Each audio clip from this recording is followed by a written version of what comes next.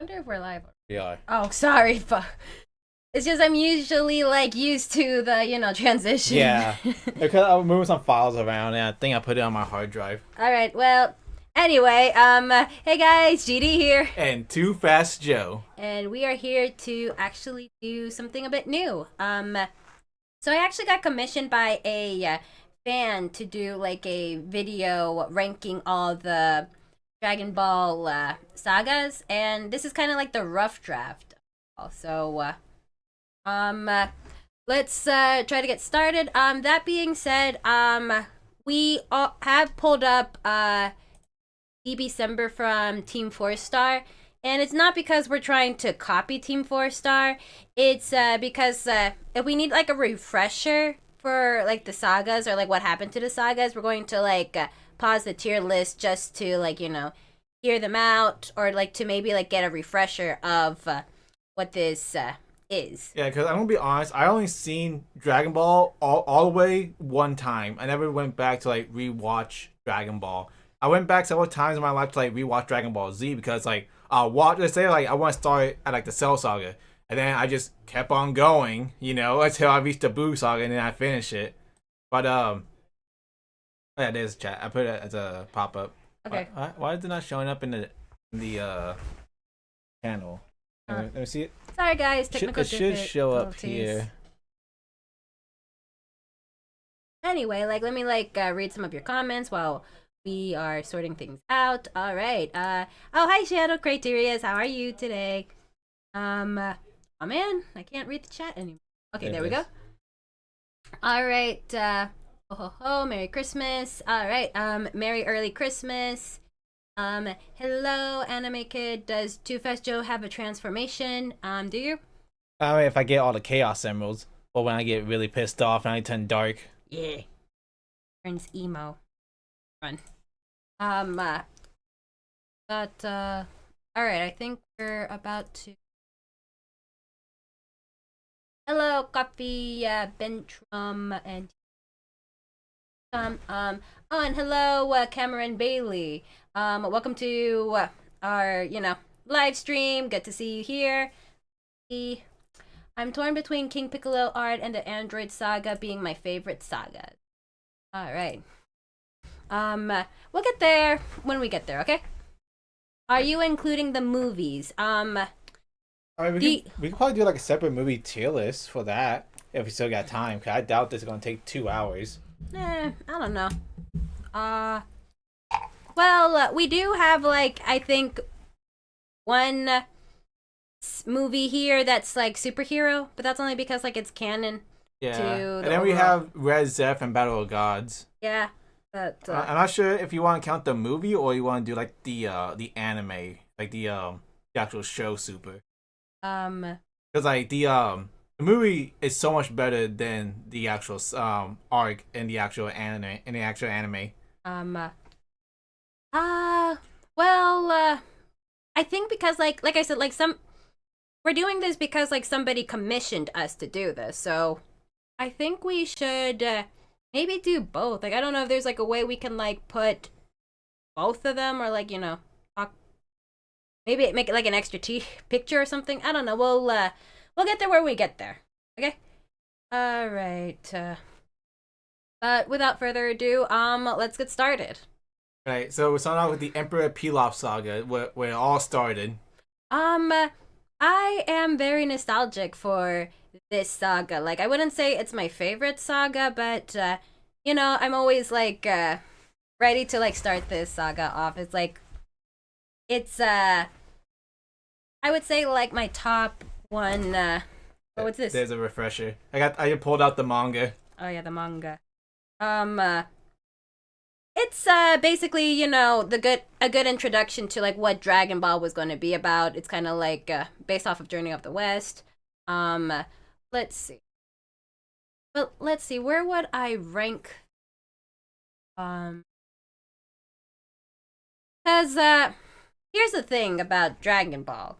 Dragon Ball like is a pretty good. It is a pretty good show, but a lot of people don't really want to watch Dragon Ball because they're so used to Dragon Ball Z, or they're just so they started with Dragon Ball Z, so they are not prepared to like visit Dragon Ball and having this really kiddish tone shift. And I even remember like I tried to like get my cousins into Dragon Ball Z, but I tried to like get them into Dragon Ball first, but they could not get into it. Like they didn't really get into the humor. They couldn't get into like the slow pacing of it all.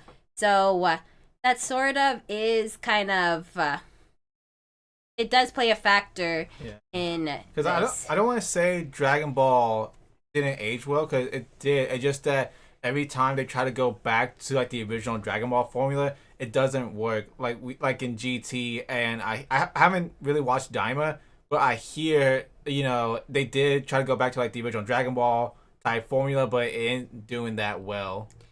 But that's the thing. Like I said, like I love Dragon Ball. It's a good nostalgia, but every time when they try to like recreate Dragon Ball, because this also happened in GT. Like the first arc of GT, they were trying to recreate Dragon Ball, and the issue is that they can't seem to get kids to stay with when they try to recreate Dragon Ball, because it seems like when they try to revisit that kid friendly or like that kiddish tone in Dragon Ball, the kids are no longer interested.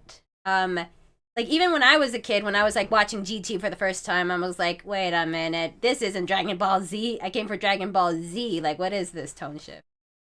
So, Yeah, and even when I was watching Dragon Ball, there was some parts where I was like, "Is it done yet?" yeah, it's like it drags on a bit too much, and like I said, like and I know this is a controversial opinion, but I usually try to recommend, or like I always suggest, like maybe they can do like a Kai version of Dragon Ball, where it's like they kind of cut everything, a lot of filler out, or they improve like some of the voice acting, or they try to get everything to the point. Because like it is a good show, and it's sad that a lot of kids can't get into it, or even like new viewers can get into it, but it does deserve to be like respected and watched. Let me see. Do you want to put the Pilaf saga in like B tier?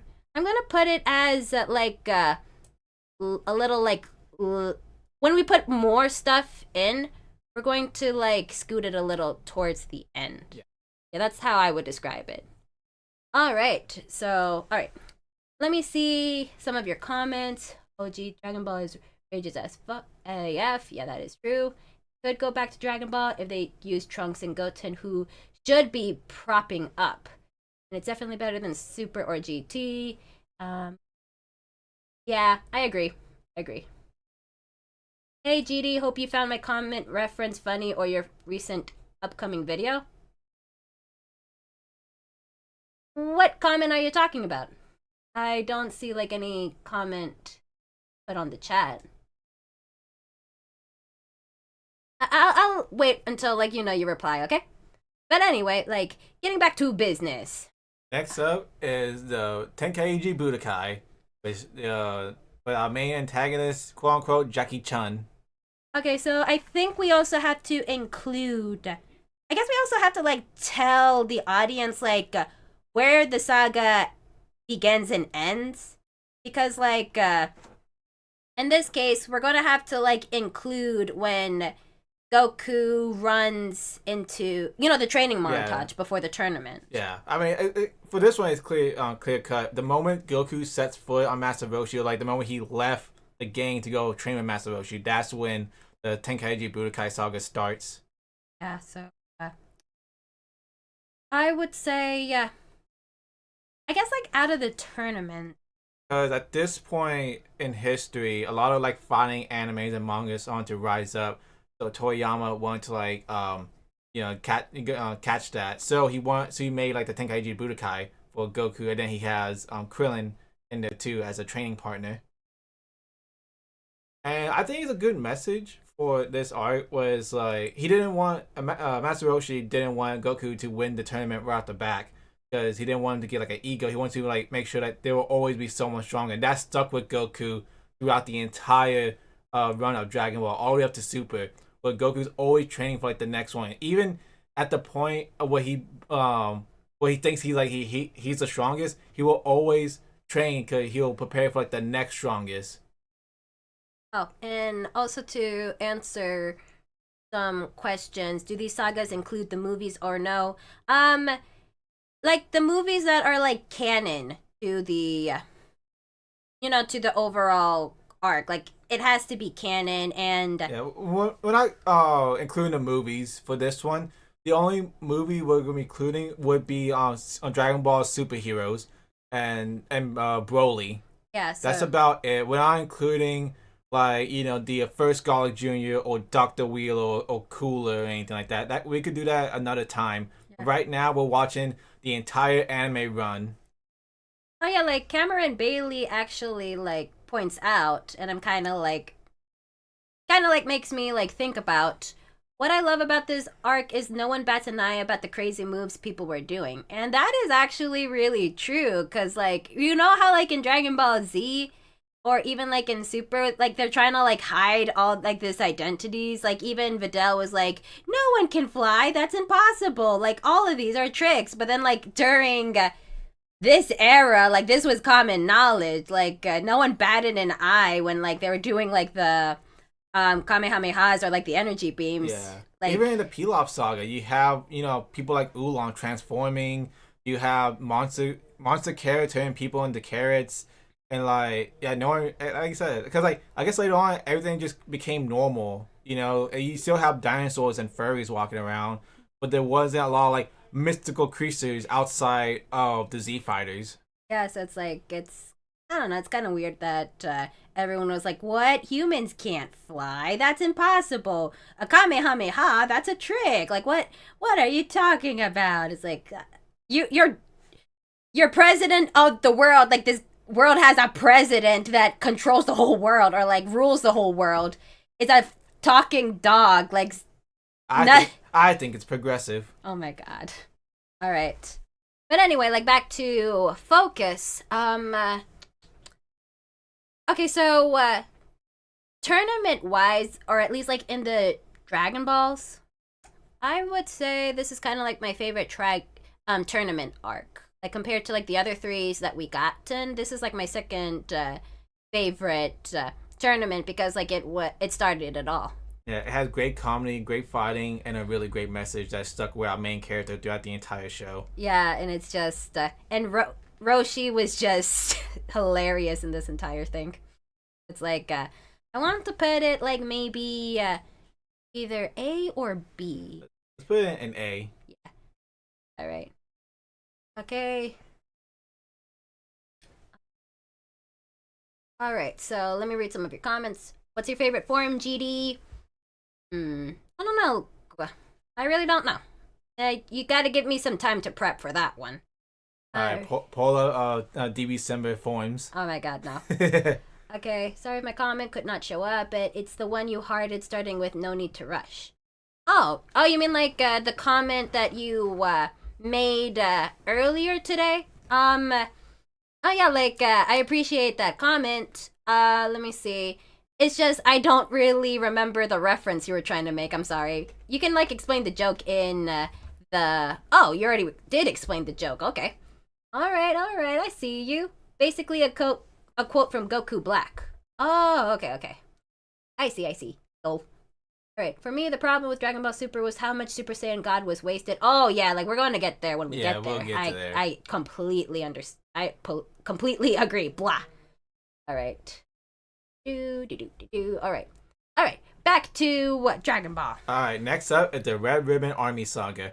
I'm gonna be honest. This is when I started to get a little burnt out because it just kept going for me. Because each like color military, whatever, they had their own like 6 episode, 10 episode arc, and I just got a little fatigued. Like, all right, can we like get to the next episode? Especially when it got to Blue. Blue felt like it dragged on way too much.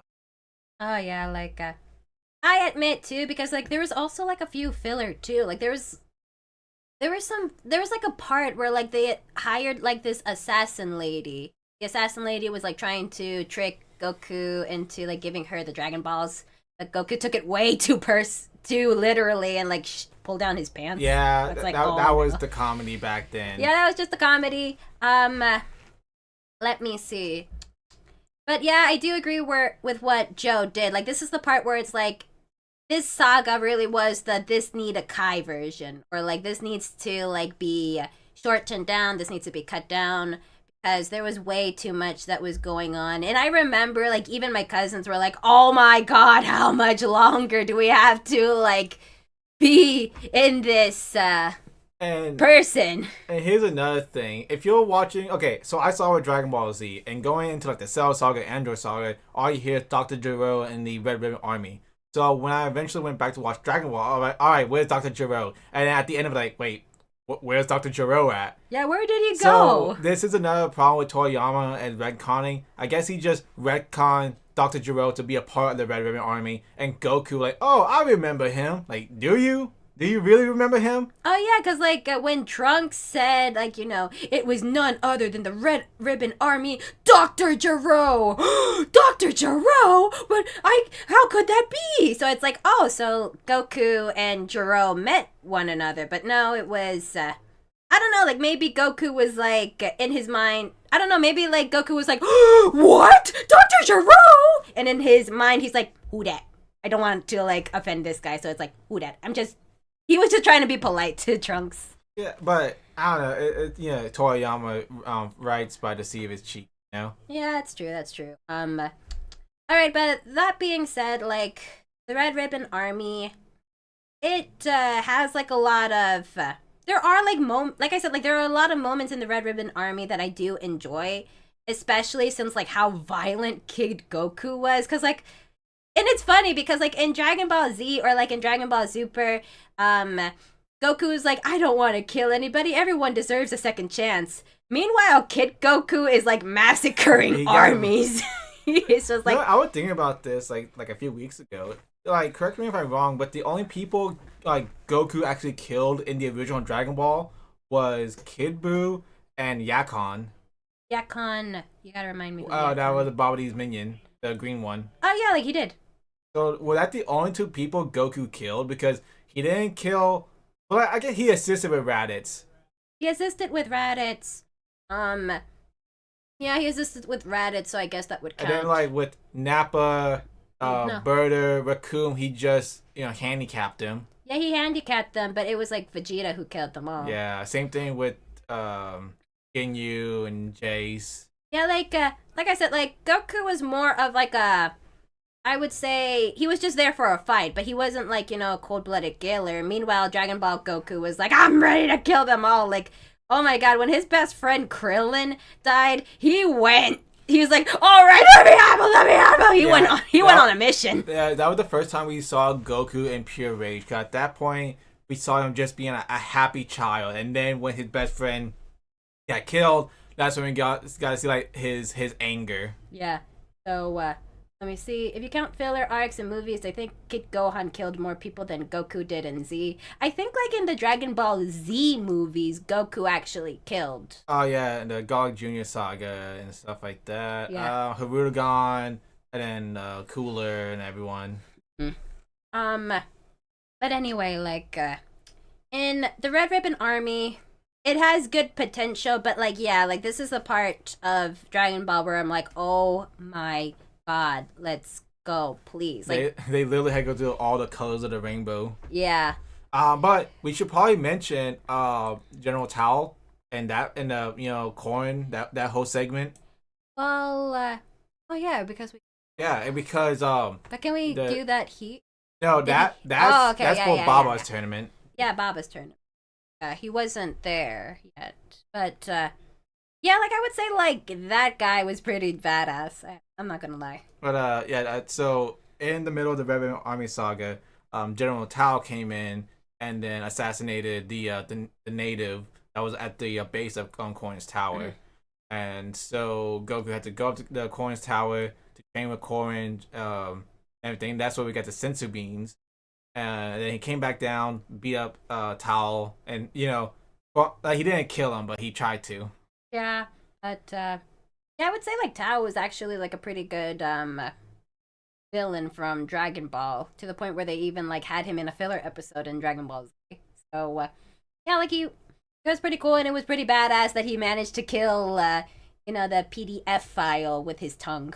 And then he also like um threw a goddamn pillar. Like he didn't even need to sense anybody. He just grabbed a pillar, pointing in the direction. Also, in the middle of this, speaking of Blue, they went to what's the name's village? The Toriyama's first. I don't think it was the first manga, but his first successful manga. Doctor. Oh, really? Yeah. The Penguin Village. Yeah. It was really, it was like I said, like there were some good elements in the Red Ribbon Army. Like I'm not denying that there were good elements. The issue is that it dragged on for way too long. This was definitely the saga that needed, like, the cutting board, or like they desperately needed the Kai version. So I don't know. Would you put this in C? I'll put it in C. I think I have more enjoyment with the Pilaf than Red Ribbon. Yeah. So with this next one, I didn't know whether or not to like stick it with the Red Ribbon Army, but I think it's different enough. It's like on the tail end of it. This is Baba's tournament. Before we start, let me see what some of y'all have been asking. So are you guys going off the manga? No, we're doing mostly like anime. That's what we're doing. Let me see. Who's your favorite Dragon Ball characters, guys? Generation and Joe. Mine is Future Trunks. Mine, I mean, I would have said Gohan, in Dragon Ball Z, had to be like Gohan growing up. All right, so let's see. They say that the list is so tiny they can't see the characters' generation. I'm sorry about that. We're going to be don't worry, we'll like tell you guys like what saga we're doing, okay? Oh wait, hold on. Like Joe is going to try to like zoom in. That good? Oh yeah, like it takes a while. Can the people in the back see? Yeah. All right. Let me see. What else are you guys asking? Oh, so Anime Kid asked, "What's your favorite form?" Too Fast Joe. I mean, Super Saiyan 2 with Gohan, because that was built up so much, and how it was executed was done so well. I will say I do like the shade of blue that Vegeta get with Blue Evolution. I don't like the aura that they use because they cover up too much of the body. That's a problem with like modern Dragon Ball these days. But I'll have to say Super Saiyan 2. Not Blanco, but regular Super Saiyan. Yeah. Right. So. All right. So. Oh, so if you want to see like my favorite Dragon Ball couples, actually watch my my top 6 Dragon Ball ships in my regular the regular videos. I actually go into more detail with that. And what else are you guys doing? Who's your favorite girl character? For me it's 18. For me it's Bulma because she's useful. Yeah. Because like she's a smart one. In Dragon Ball, you have to be smart or strong. And Bulma, she is the catalyst for everything. She started Dragon Ball when she was hunting the Dragon Ball and found Goku. She invented time travel. That's how we got Goku Black in the Cell Arc and everything. And she invented like the radar and the super radar. And even though she was kind of useless and Namek, she was still she didn't really need to be dynamic. But she was still useful throughout the entire show for the most part. Bulma, just sit here and do nothing. Nods. Good. Yeah, that's basically like Bulma's contribution to Namek. But anyway, all right. I think we got. And then she gave birth to Trunks. Oh yeah, that's true. And anyways, all right. So the tournament with Baba. They're the one female character that stayed relevant after she gave birth. Oh yeah, that's true. Anyway. Okay, so so this is the part that for me, this was the part where I'm like, okay, I kind of want to skip Dragon Ball. Like the reason why I enjoyed Dragon Ball was because like I was such a hardcore fan and I was a completionist.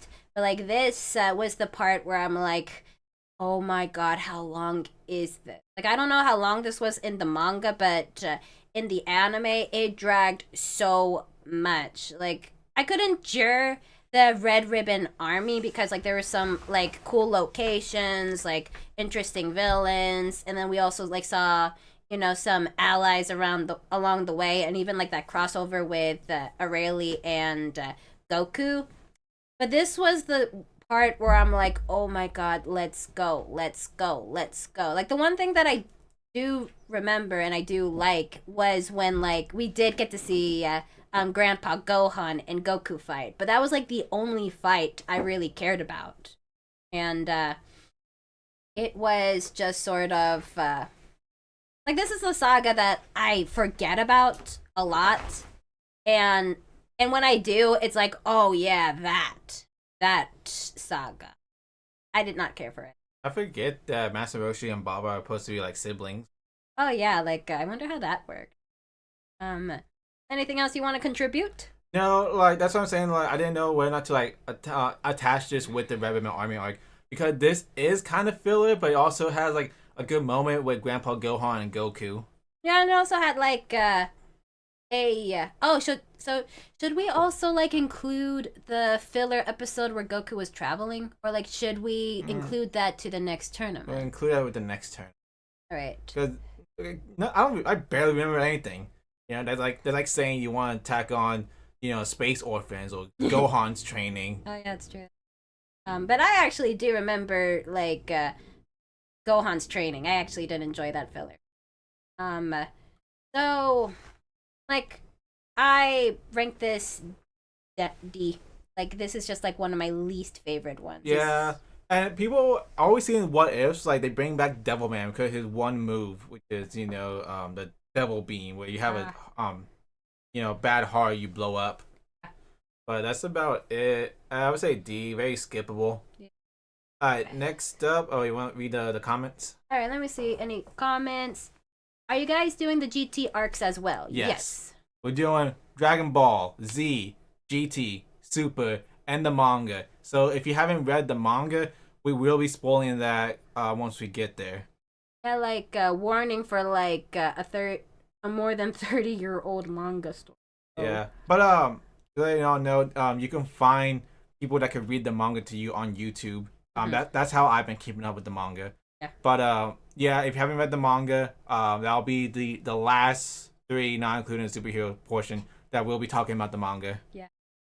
All right, so this tournament. All right, so I'll be really honest with you. This is the tournament that I like the least. It does have like it introduces Ten Shinhan. It also introduces Chaozu, and I would say that Tien Shinhan really was a good character in the saga. In fact, like I was one of those fans that started with Dragon Ball Z. So when I like watched Dragon Ball Z, I did not realize what an important character Tien was in Dragon Ball. Like I just thought that he was just sort of like a friend of Goku from beginning, but no, like this guy actually had like an entire arc dedicated to him.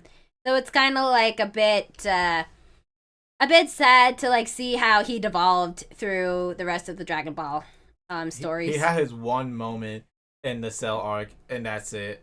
Yeah, so he does come back in the Tournament of Power, but we'll get there when we get there. Let me see what else with this tournament. Well, I guess like this was the tournament where Goku and Krillin finally did get to fight each other, and it was a cute like little battle with each other. It was cute.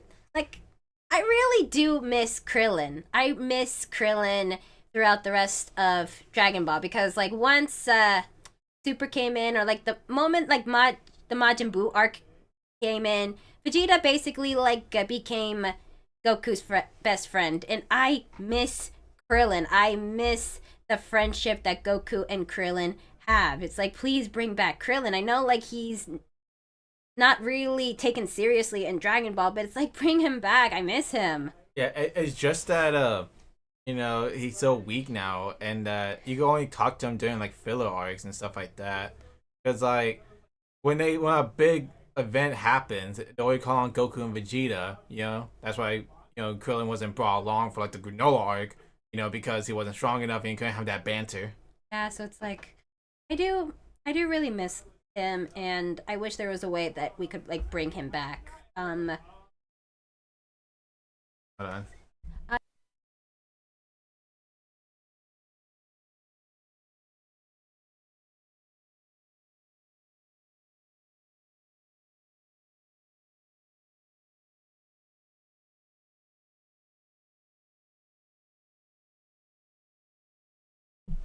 Uh, sorry about that, folks. There were some people in the background that were starting to scream, and we had to like on. All right, all right. So back to the tournament. There's also the time where like Master Roshi hung up the title of Jackie Chun. He decided to his time in the sun has come and gone, and time to like believe in the next generation. That's what I do like about it. I did like how he was. I like that it wasn't really Goku who was. I would say pushing Tien to be good. It was Roshi that was actually trying to be like a mentor. Oh, and yeah, this was also the arc that. Fuck, what was like the rival school? Crane. Oh yeah, the Crane school that Tien had, and like that small rivalry with him. And oh yeah, and it's revealed that he was brothers with Pipe. Right? Yeah. Yeah, so that was also like another cool thing in this. What else? But as I stated before, this is kind of like the tournament where I kind of like the least. It's good to see Tien Shinhan and like how he was, but at the end of the day, when I rewatch this saga, I kind of feel like a little disappointed that Tien was had this like pretty cool like redemption arc just for him to just be another background character. So I would put this as A, but it's going like right here. All right, so here we go. The King Piccolo arc, the part where everyone says like this is the part where like Dragon Ball Z starts to come in, and this is the part where it starts to get like really good, and I 100% agree with it because yeah, like I remember like as a kid. Or like watching Dragon Ball for the first time, I was like, okay, like I have to keep going, I have to keep going, I have to keep going. I need to be the master of the lore when it comes to Dragon Ball. I have to keep going because I can't call myself a true Dragon Ball Z expert without, watching Dragon Ball. And I remember when I got to the King Piccolo arc, this was when I was like hyped. This was when like I felt like, the rush of Z coming back in. And this was like the part where I'm like, okay, I need to know what happens next. I need to know what happens next. Like I remember I was just like clicking. I was invested. So I would say that this is like a pretty good arc. And King Piccolo is actually a pretty ruthless villain, not gonna lie. Yeah, this is like the tone shift, especially how it began with the death of Krillin. And we see that enraged Goku, and we see more characters starting like to bite the dust. Like this, like a complete tone shift, Yeah. So, yeah, like I would say that this is like one of my favorite sagas because the thing is that people were dropping like flies, not just like minor characters or even like NPCs that you saw in the tournament, but we got like actual deaths from like Roshi. We got them from Chaozu, we got them from Krillin, and hell, we even got like Shenron to die. I actually didn't know until I watched the saga that you could kill Shenron or like you could destroy Shenron. Yeah, when I saw like, what the hell? Yeah, because they never referenced that at all in Dragon Ball Z. Like they never said in Dragon Ball Z, oh, remember the time that Piccolo destroyed or killed Shenron, or like, oh my god, we have to make sure like we're careful with the Dragon Balls. We don't want to repeat what happened with Demon King Piccolo. So like when that scene happened, I was like mouth open, what the hell? Wait a minute. I do remember these guys coming back in Dragon Ball Z. How do they come back? I was invested. Loved it. Demon King Piccolo really is like one of my favorite sagas. In fact, like you sometimes like I'll even just like go straight to like Demon King Piccolo when I'm rewatching Dragon Ball. So pretty cool. All right, let's go I'm gonna put this in S if that's cool with Go you. right ahead. All right.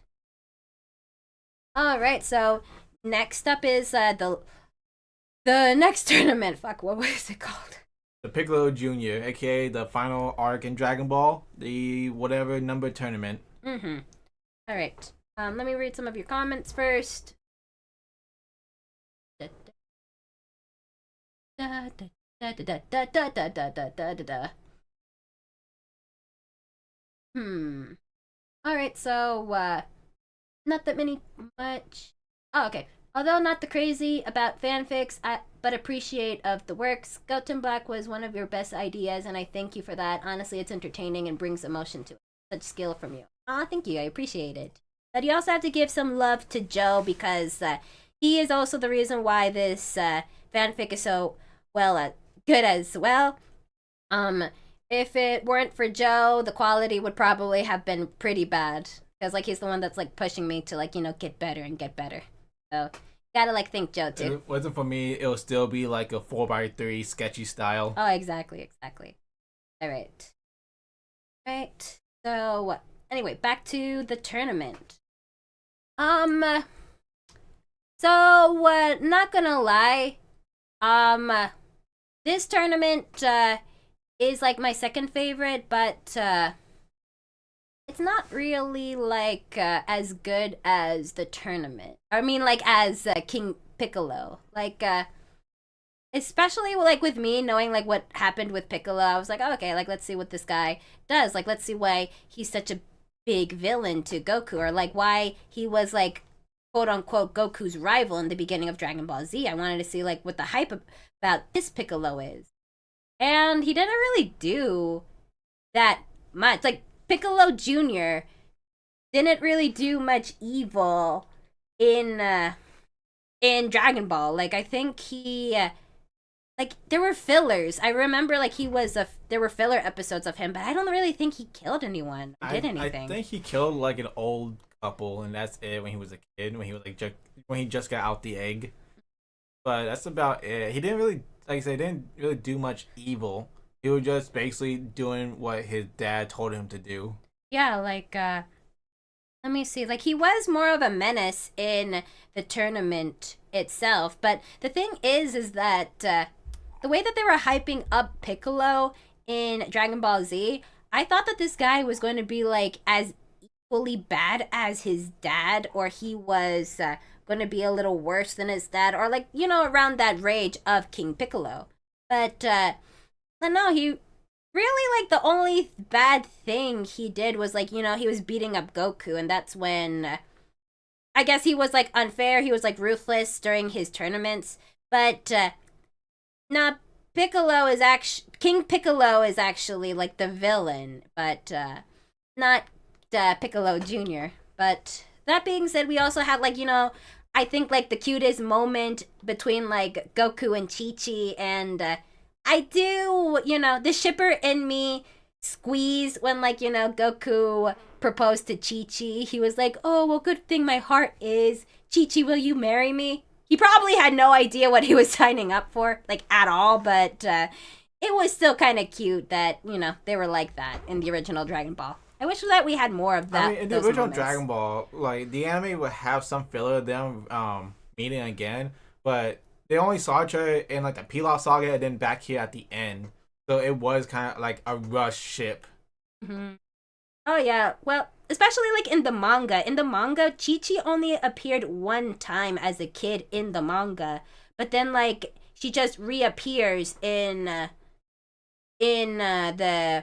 the saga. So if somebody like forgot about her, I would totally understand if somebody forgot about her. Yeah, I think in the manga, Oolong remembers her because of her hick accent. Oh yeah, because she's they're supposed to be like country bumpkins. Yeah. I love it. Fun fact: if the anime or if the dub was more faithful to like the source material with them having hick accents, you'll see like Goku and Chi-Chi have like southerner voice, like really thick southern voice.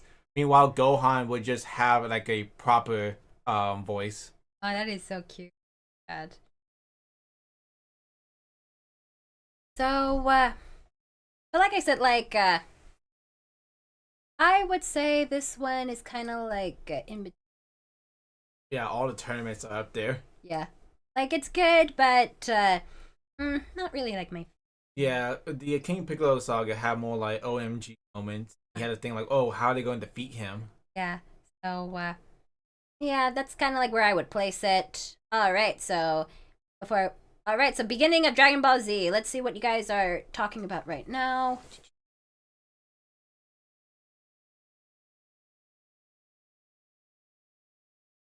Who's your favorite villain in Dragon Ball? Both of you. I would say Cell, mainly because he was like a unique villain where he couldn't just transform on his own. He had to go out and hunt for his food. Yeah, that's Cell freaked me out as a kid, but in the best way. I loved that guy. Yeah, he's like my favorite villain. I appreciate Frieza. I understand like why he's one of the most. He is basically like the villain that people think about, but for me, Cell was perfect.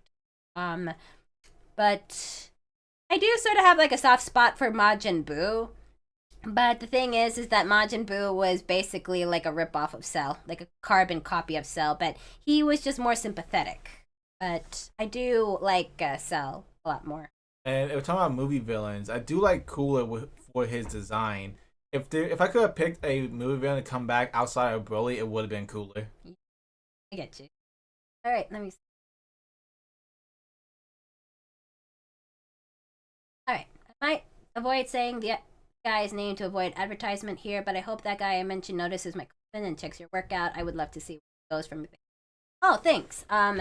Yeah, like basically like we're trying to do a hashtag notice GD thing where we're trying to get like other YouTubers to like maybe give us a shout out or to like maybe review Goten Black, which Shadow Criterias actually did, which thank you so much, Shadow Criterias, if you're still in the chat. It's just right now it's kind of a struggle to like get another YouTuber to either check it out or to make a video about it. Although like I would really love for like, you know, the guy that you were talking about to check it out. Most likely he won't, or like most likely he's not going to do it. Like I've been down that rabbit hole a bunch of times. With what I've noticed is that they don't really do reactionary videos to fanfics, especially if there's like no dubbing to it. That being said, I'm actually working on a Goten Black Chapter 1 remake in my Patreon at the moment. And maybe like, you know, some advertisement of that later. And for a sneak peek, I'm actually considering asking for some voice actors or like some volunteers. But that's the thing, like volunteers. Like right now we can't really afford to pay anyone. So if you guys want to like volunteer to be like a voice actor when it comes out, not right now. Like we're not looking for the voice actors right now. But if you guys want to, when it's like ready to come out, if you guys like are interested in voice acting, then you know, just I'll make a video about it to like, you know, give you guys like the instructions of what to do.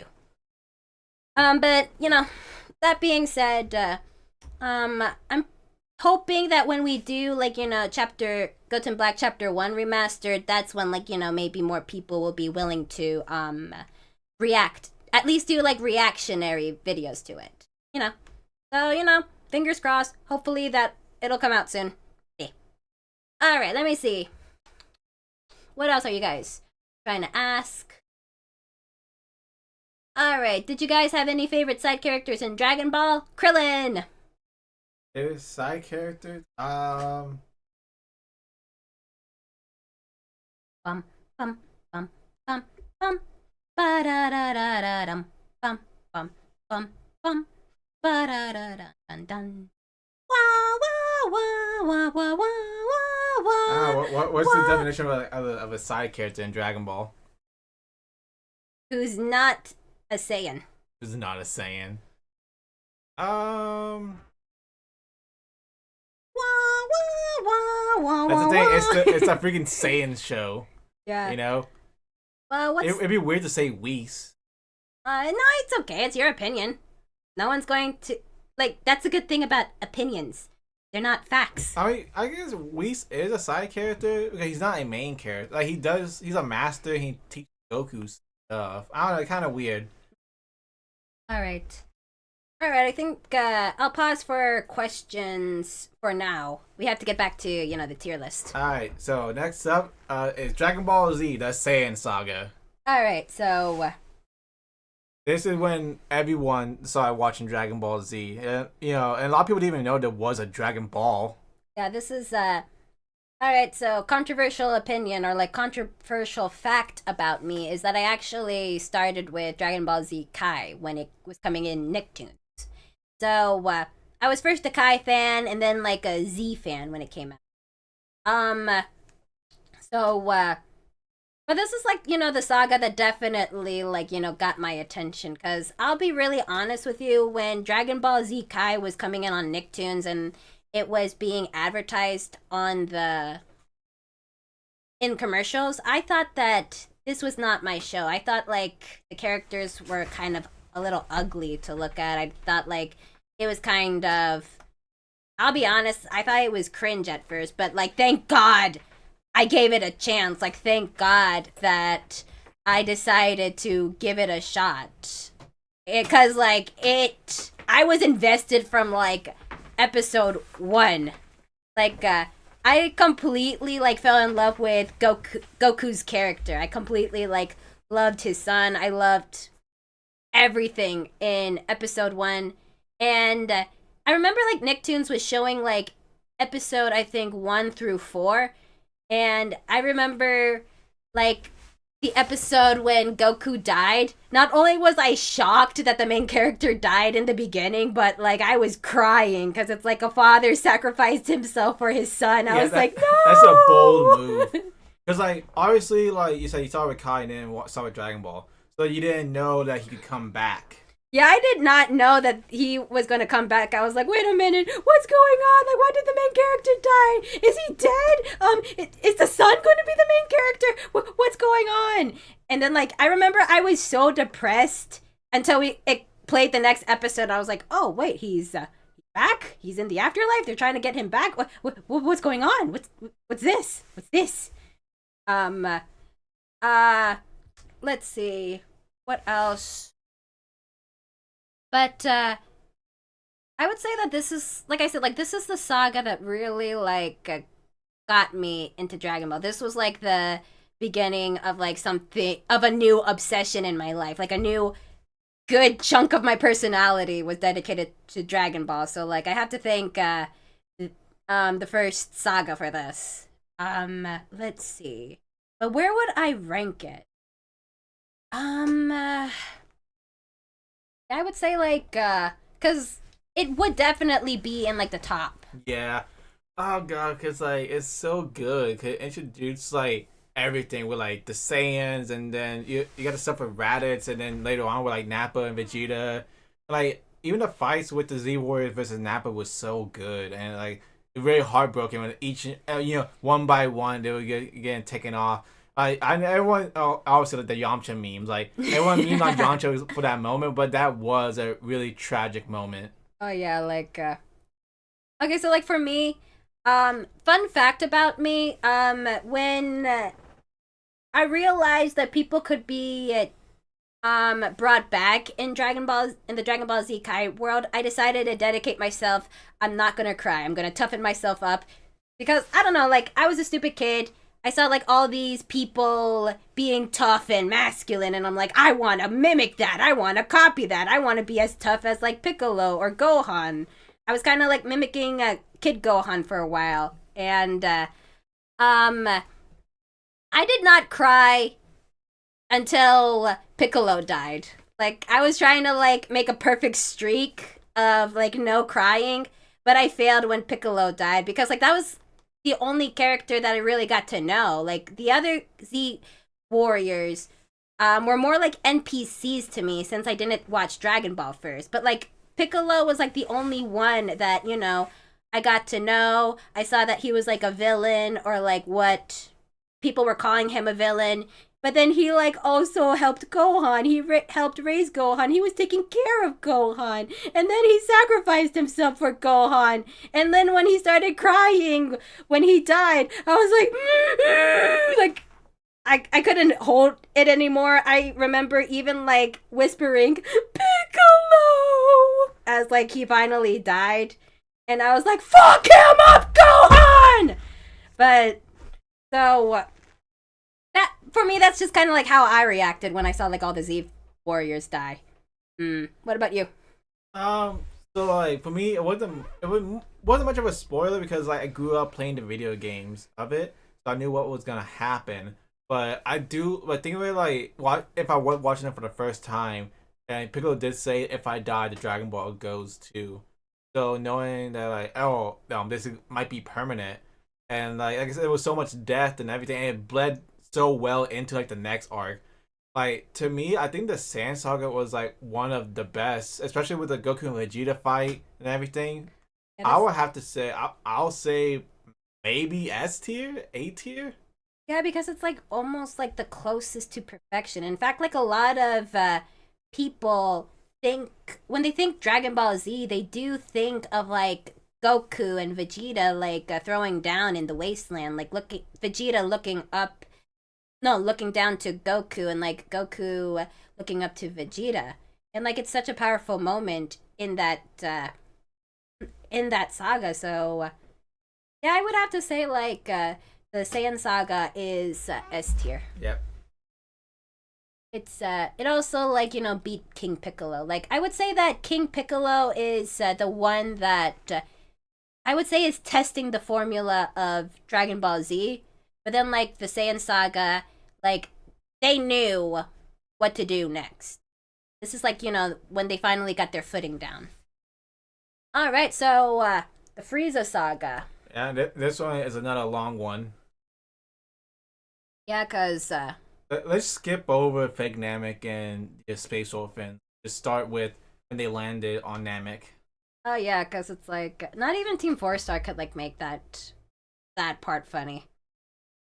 All right, so I would say that this is also like the arc that was pretty good too. Let me see like what I can. I'm sorry, it's like I've been talking too much. So with this one, it's also has it's like you would say like oh you go back to the original Dragon Ball type formula. This one has a little bit of that with the whole like cat and mouse situation, but they Oh have to yeah. go hunt for the Dragon Balls while also not having to like be detected by Frieza or Vegeta. Like there's so many parties involved, and Goku's on his way, and like it's not all fighting. But Vegeta does that, and we get that later on with the Ginyu Force.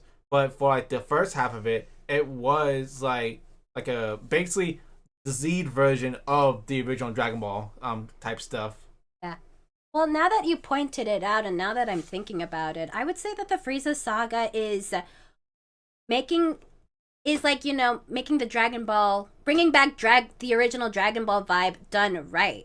Like this is what I think people should do when they try to like recreate the magic of Dragon Ball, but also like mixing in the magic of Dragon Ball Z. Because like it's exactly what you said. Like there are still stakes, but then there's also like some traveling, or there's like getting the Dragon Balls, but it's still like high stakes. I'm still invested. I'm still like worried about our heroes. And then it also like has a good payoff with like the big bad Frieza showing us his true form, and then like of course like this is the introduction of Frieza. Uh, let's see, what else do I want to say about this? Oh yeah, and like we also have like the idea of Super Saiyan coming in, and the way that they hype Super Saiyan. Like even till this day, like people are saying that Super Saiyan is like the best transformation because of like the actual build up to it. Because like the other forms, either there was like no build up, or it just sort of like came out of nowhere, like with Super Saiyan Blue, or like there's build up, but then they don't really do anything with it, like Super Saiyan God. Like they built the Super Saiyan God up so much just for it to be a nothing transformation, or like a bridge transformation to Super Saiyan Blue. So it's this is the saga that really like I said, like this is the saga that if you want to recreate the magic of Dragon Ball, but also like want to mix in like Dragon Ball Z, this is what you should do. You should definitely like mimic the Namek saga. Anything else you want to talk about? No, I really love Frieza's introduction, like how cold he was, and like he was just in the pod while everyone else, like all his minions, did all his work for him, not really lifting a finger. Yeah. I also like how this is also the saga that made or I guess like started Vegeta's redemption arc. But here's the thing, like when it comes to redemption arcs, usually authors try to like give them a sad backstory, or they try to like make them sympathetic, or like maybe they'll like make them regret their decisions. But no, like the way that they started off Vegeta's quote unquote redemption arc is to have him kill everybody, and he only like joins at the last second just to like defeat the common villain. But yet I was still like rooting for Vegeta at during this. So I have to like give props to for Toriyama for doing that. Yeah. So yeah, I want to take over. So yeah, with the Frieza saga, I really like, especially with like Frieza transformation going forward. Like I really like how they showed off like his first form was okay, and his third form was like really forgettable. But when he transformed into like his second form, and he impaled Krillin, and how menacing he was really good. And then with Toriyama, less is more. So he, for his final form, he went with more sleek down type of like form of it. And it was so good with like the fight between him and Goku, Vegeta, and everything. And then we got the final, the Super Saiyan transformation. But I this saga was really good overall. But I'll have to say, I was for me, I would say it probably either, again, probably another A or S, because it's just that good.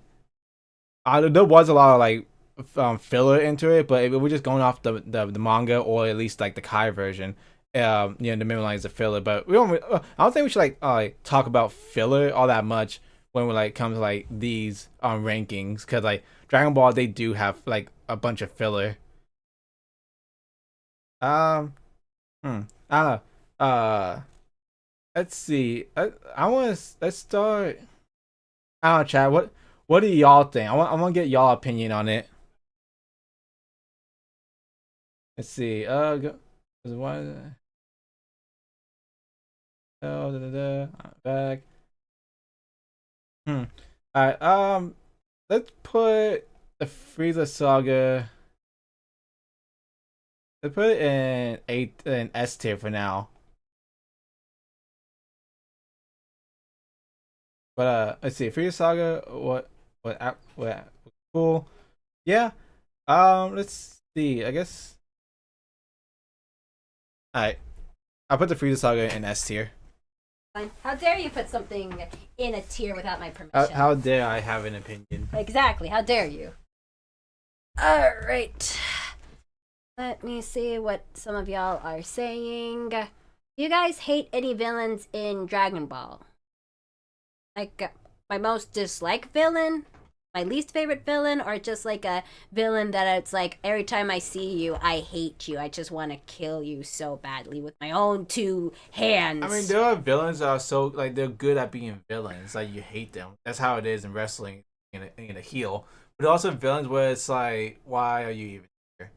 I would say like the first saga of GT.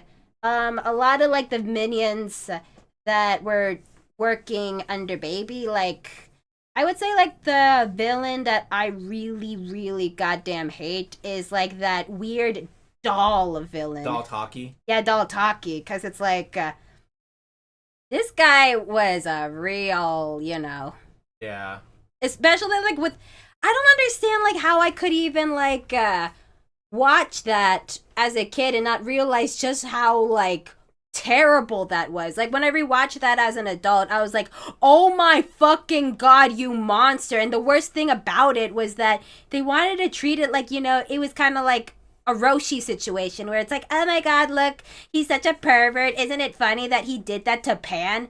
First of all, Pan is a minor, both in like the what we consider here in the West a minor, and also a minor in the East. So no, that's not fucking funny. If you're gonna do something perverted, make sure it's like an adult or like someone that can actually fight back. Like the big thing about like Roshi's humor is that Bulma could fight back, or like all like those girls that he was like being pervy to, they could fight back.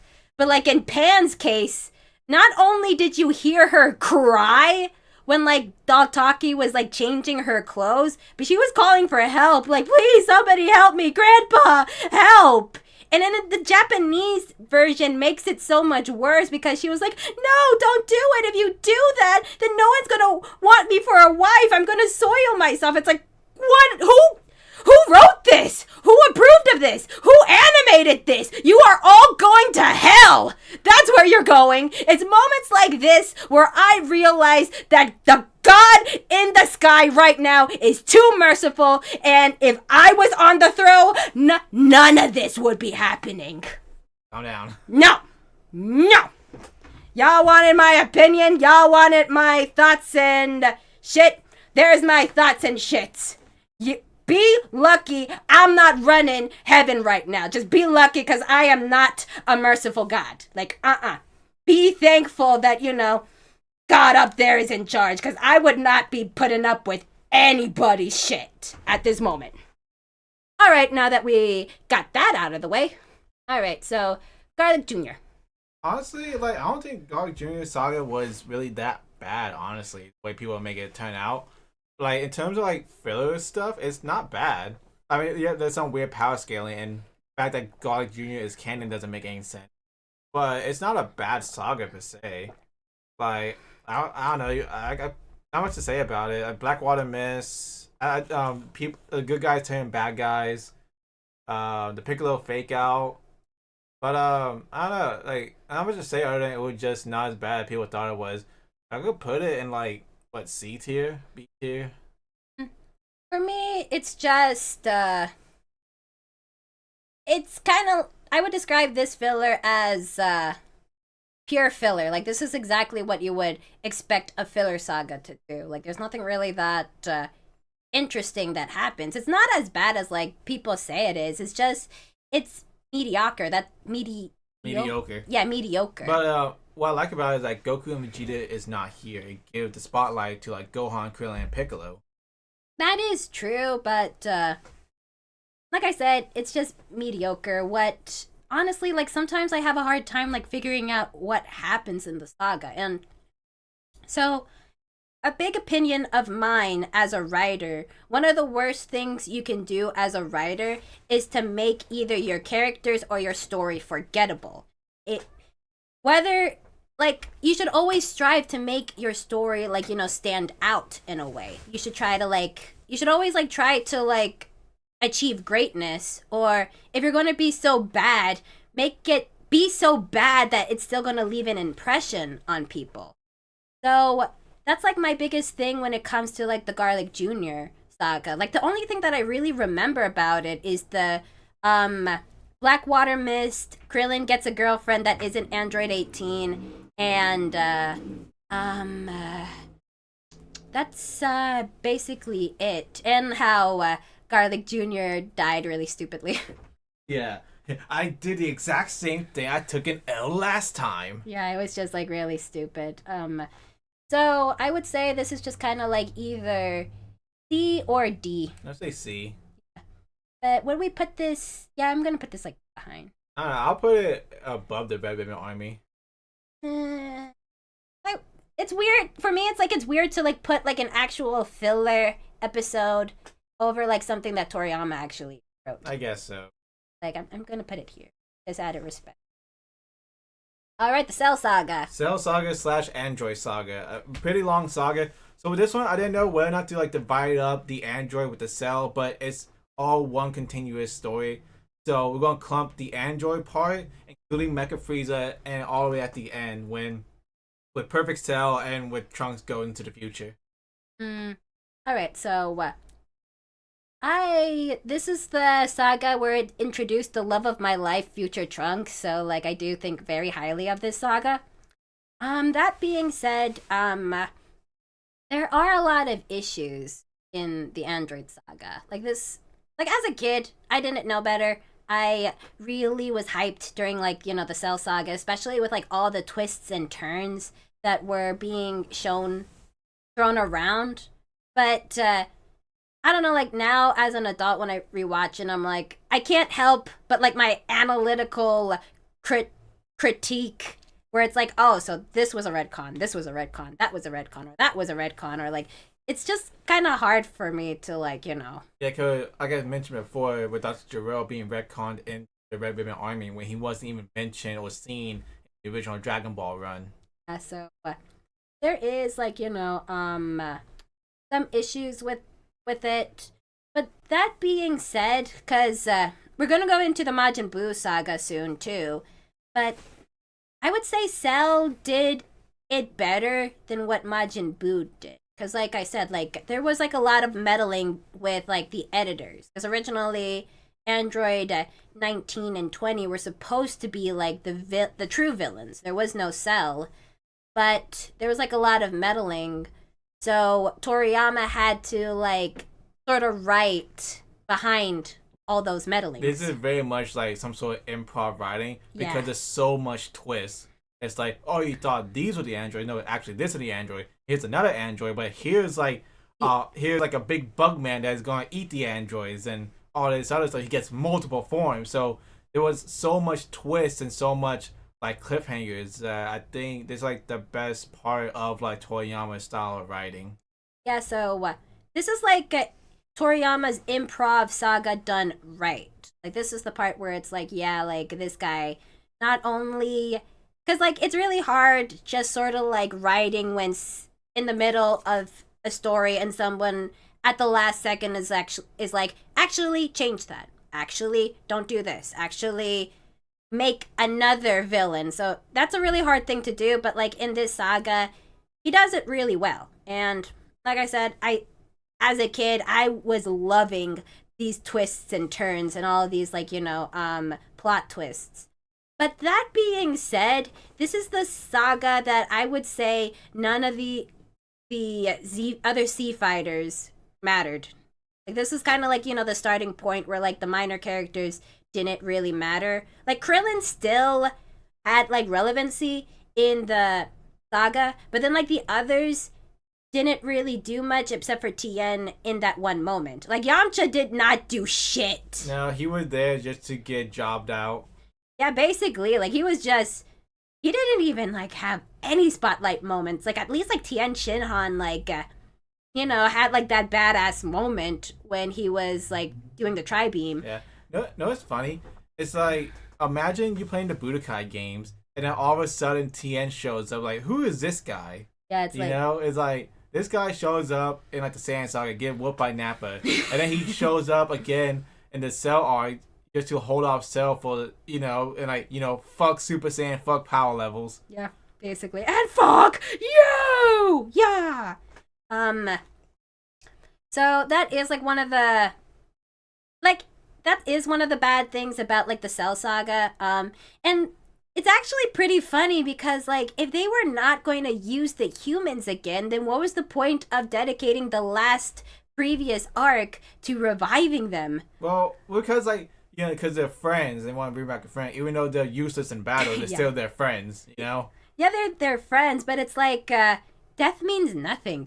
Like it's kind of like what that joke that they did in Team 4-Star. Like, this is Chaozu's second time dead. Next time, I'm gonna get a sundae. Just wait for them. It's got basically just like, a visit at this point. Like, basically, like, Goku has visited the afterlife a lot of times. So it's like, and like, he barely visits his friends either. Like, okay, like, in real life, like, if Joe were to die, you can bet my ass I would be dedicated on a lifelong journey to get this motherfucker back.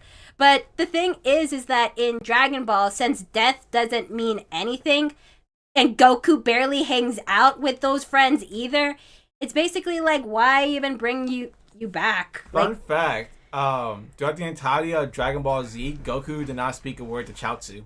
That is fucking true. What the hell? So it's like, why bring this guy back? Like, Chaozu didn't even do anything at all. Like, Chaozu, I don't think he even, in canon, in the canon of Dragon Ball, not including filler, I don't think Chaozu ever even won a fight. He is more useless than Yamcha, so it's like, why even have him? He blew up, deeming damaged Nappa's armor. This guy is just useless. And then he was left behind during the Cell arc. Same thing with the Buu arc too. Yeah, so it's like, why even like bring this guy back? Like, but again, yeah, because they're friends, not because like. If it was think about it, like, you know, they're useless, they can't fight, you know, leave them dead, but they're friends, so they'll do what they can. Yeah, so that part I get, but like I'm thinking more as a writer. Like, I'm thinking more like in the terms of as a writer, why bring these characters back if you're not going to use them again? Like, in lore wise, it makes sense. Like, yeah, any friend would do that. But like I said, like as a writer, why do that if you're not gonna use them again? I mean, that what they kind of did in the Boo arc, where it's like all the human characters got sidelined. Like, they were there, but they didn't do anything. True. But anyway, let's see. See, Cell does have like Cell is my favorite villain. He's unique, but he can't just transform on a dime. He has to go out and like find the android. Would you put Frieza behind King Piccolo? I just set him there for now. I'll let you decide that. Okay.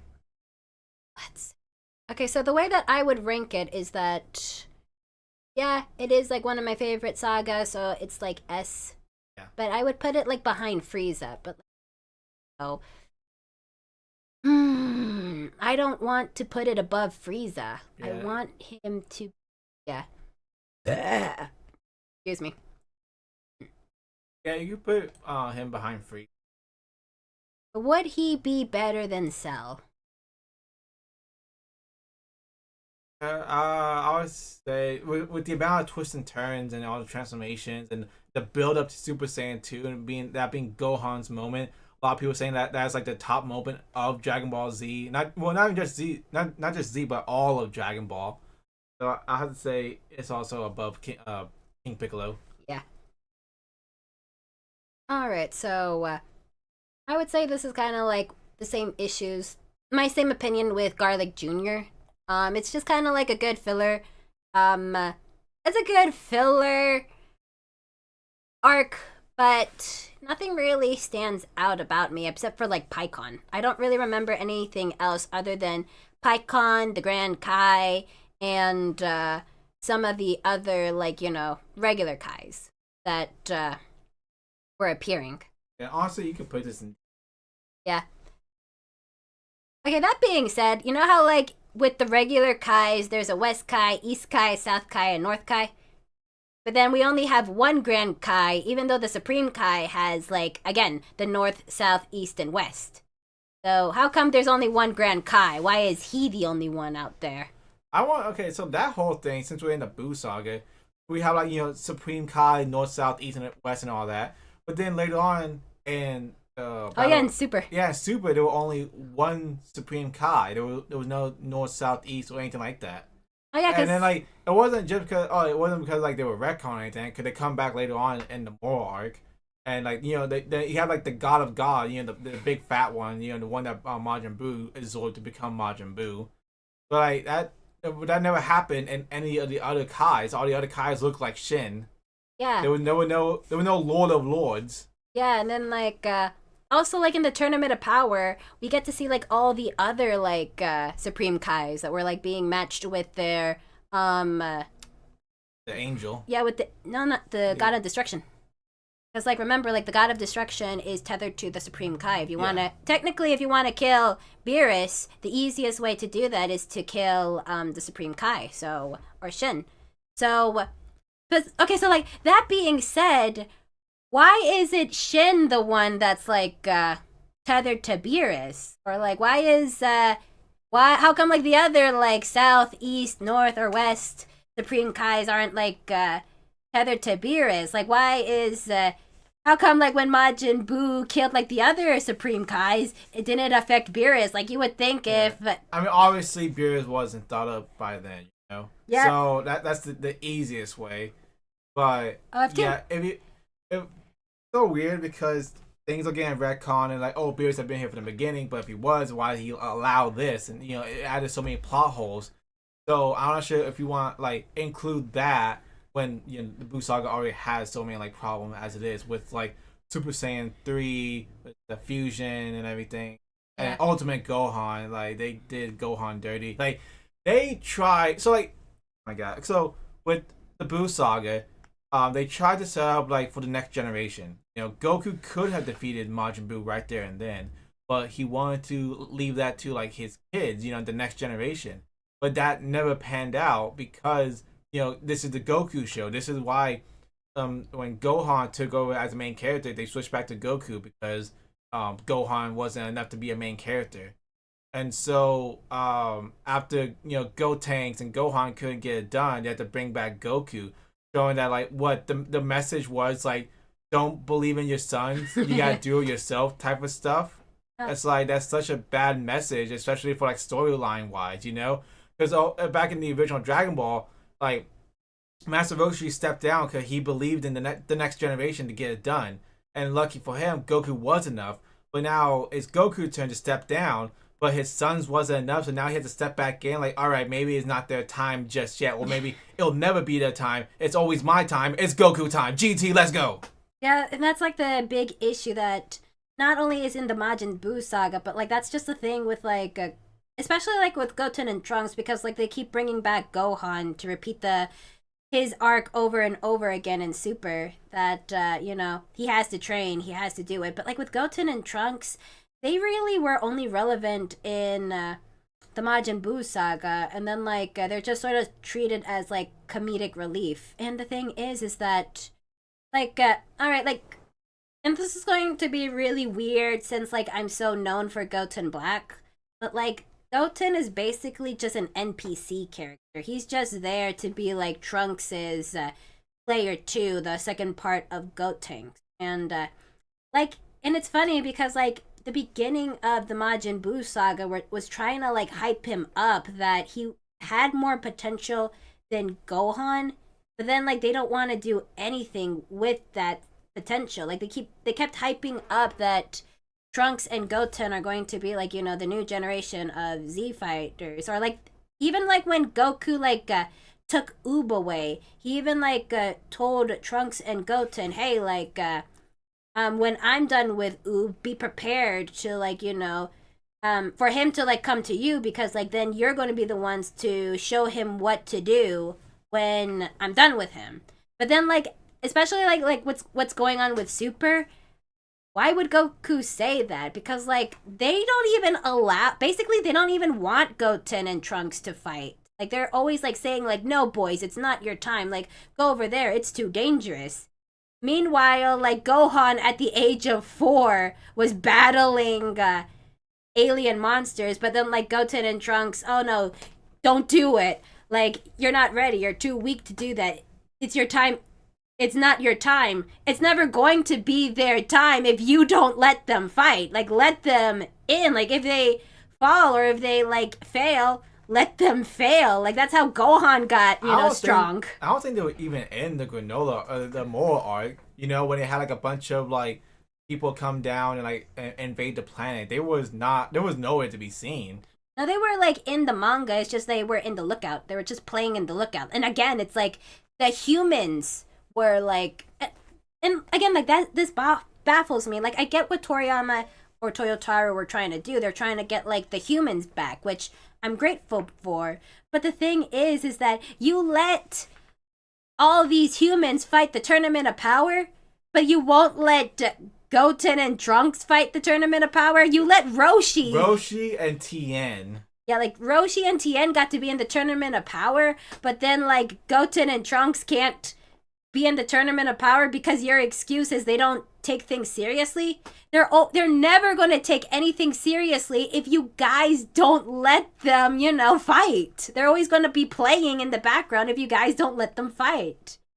It's really, it's really, really weird how they treat Goten and Trunks, especially since, like, their excuse is like, oh, they're kids. Gohan was a kid, and you guys still let him fight. Like, it's really stupid.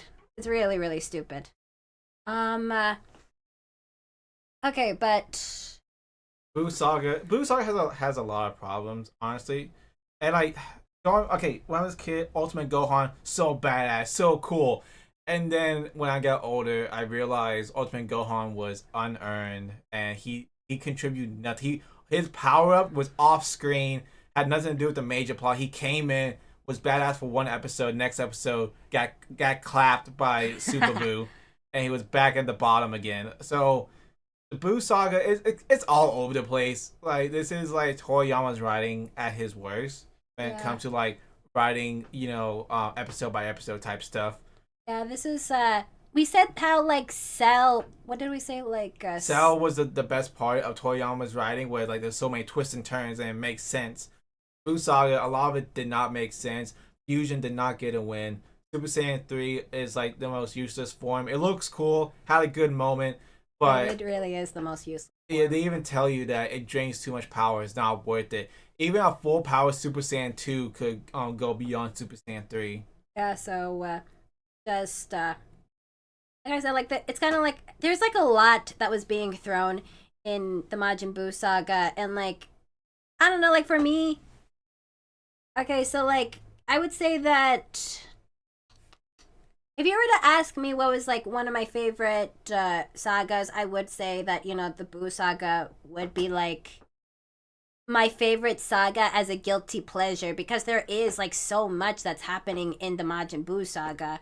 And there are like a lot of ideas that I loved, or like there was a lot of characters that I loved. Like this was also like the arc where we got to meet Videl, and they actually had a proper romance.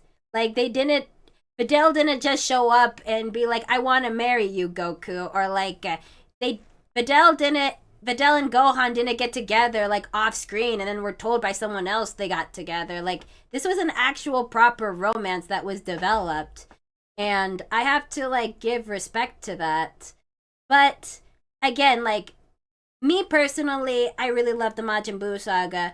But if you were to ask me as a writer, no, this is not like this isn't really like a good saga in hindsight, especially with like all these twists and turns. Like some of these twists and turns really don't make sense, or like a lot of these just didn't go anywhere at all. So that is the reason why I would say Majin Buu would be like A Yeah, I'm on the or low, B. I'm on the low end of A. Yeah, like it's right here. Yeah. Mhm. Next is the Grand Tour. I did not like this saga. Yeah. So, where do you want to cut this part off with the Black Star part? You want to cut off like when they're about to get to like the metal planet? Yeah, I think that makes sense.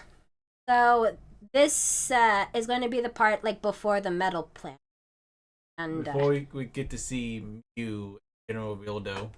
yeah. So this is the part where I'm like, yeah, I remember. Like I said, like as a kid, um, Nicktoons. As a kid, it was really confusing because like the thing is, in the version of Kai that Nicktoons had, they cut the Cell Saga and then they went straight to GT. And then like after they were done with GT, that's when they had like the new version of Dragon Ball Kai where they actually did include the Majin Buu saga. So for me as a kid, it was so confusing because it went from like Goku's dead, he's no longer around, Gohan is back, and then like the next episode, oh, Goku is an adult and he's training like this human guy named Oob.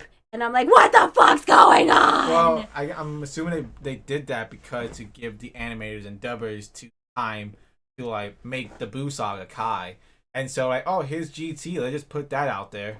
I was so goddamn confused though. Like it took me a while until like I realized, oh wait, there's actually like another arc. Like what's going on? I remember like even like when I was in middle school, we were having like discussions in the lunchroom, like who's this? Like who's that? Who the fuck is Goten? Why is he like Why does he look just like Gohan but with no glasses? Like, did Gohan have like an evil twin or like a long lost twin that we didn't know about? Who's Pan? Who's Videl? Wait, Gohan had sex with somebody who he procreated? What the hell? Last time I saw him, he was 13 years old. Vegeta has a mustache and a bad haircut. Oh yeah, like when I saw that as a kid, you know what? It's funny because like first I was watching GT on my computer. I remembered when I saw Vegeta first appear with that mustache and that bad haircut, I logged out. I was like, bye. Mustache. Yeah, that's when like, you know, my poo brain kid brain realized this isn't good. If you ever seen like the Team 4-Star commentary, like they had a field day. They just kept like they were acting like just like you know why is this? What happened here? Why is this? Like what's going on? Yeah, it was just There's so many bad decisions.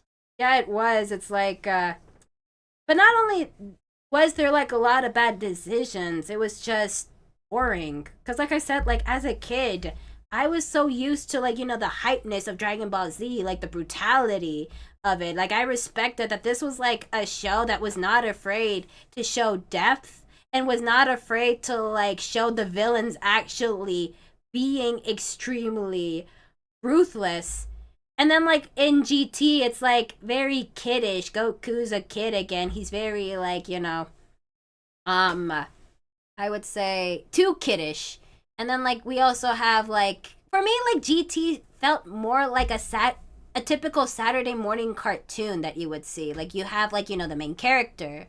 You also have like the girl character that's just sort of there to be kidnapped. You have like, you know, the smart one who's the mechanic, and then you have like the wacky side, you know, mascot sidekick, which was Giru. And that's not what Dragon Ball Z was. It wasn't just a typical Saturday morning cartoon. It was actually like something that I never saw before as a kid, and it was the reason why I loved it, because like I felt like Dragon Ball Z actually respected me as a kid. They didn't feel like they needed to baby me. They didn't feel like, oh, I have to like be careful, or like I have to constantly like tell jokes to make sure the kids are laughing or they like our comedy. I like Dragon Ball Z because it took me seriously. It treated me like an adult, and I loved it for it. And if you want like to know what GT would have been if it was good, go watch Sonic X season. Oh yeah, like we did a review on it on my channel, and I even told it beforehand that the best way to describe season 3 of Sonic X is GT done right.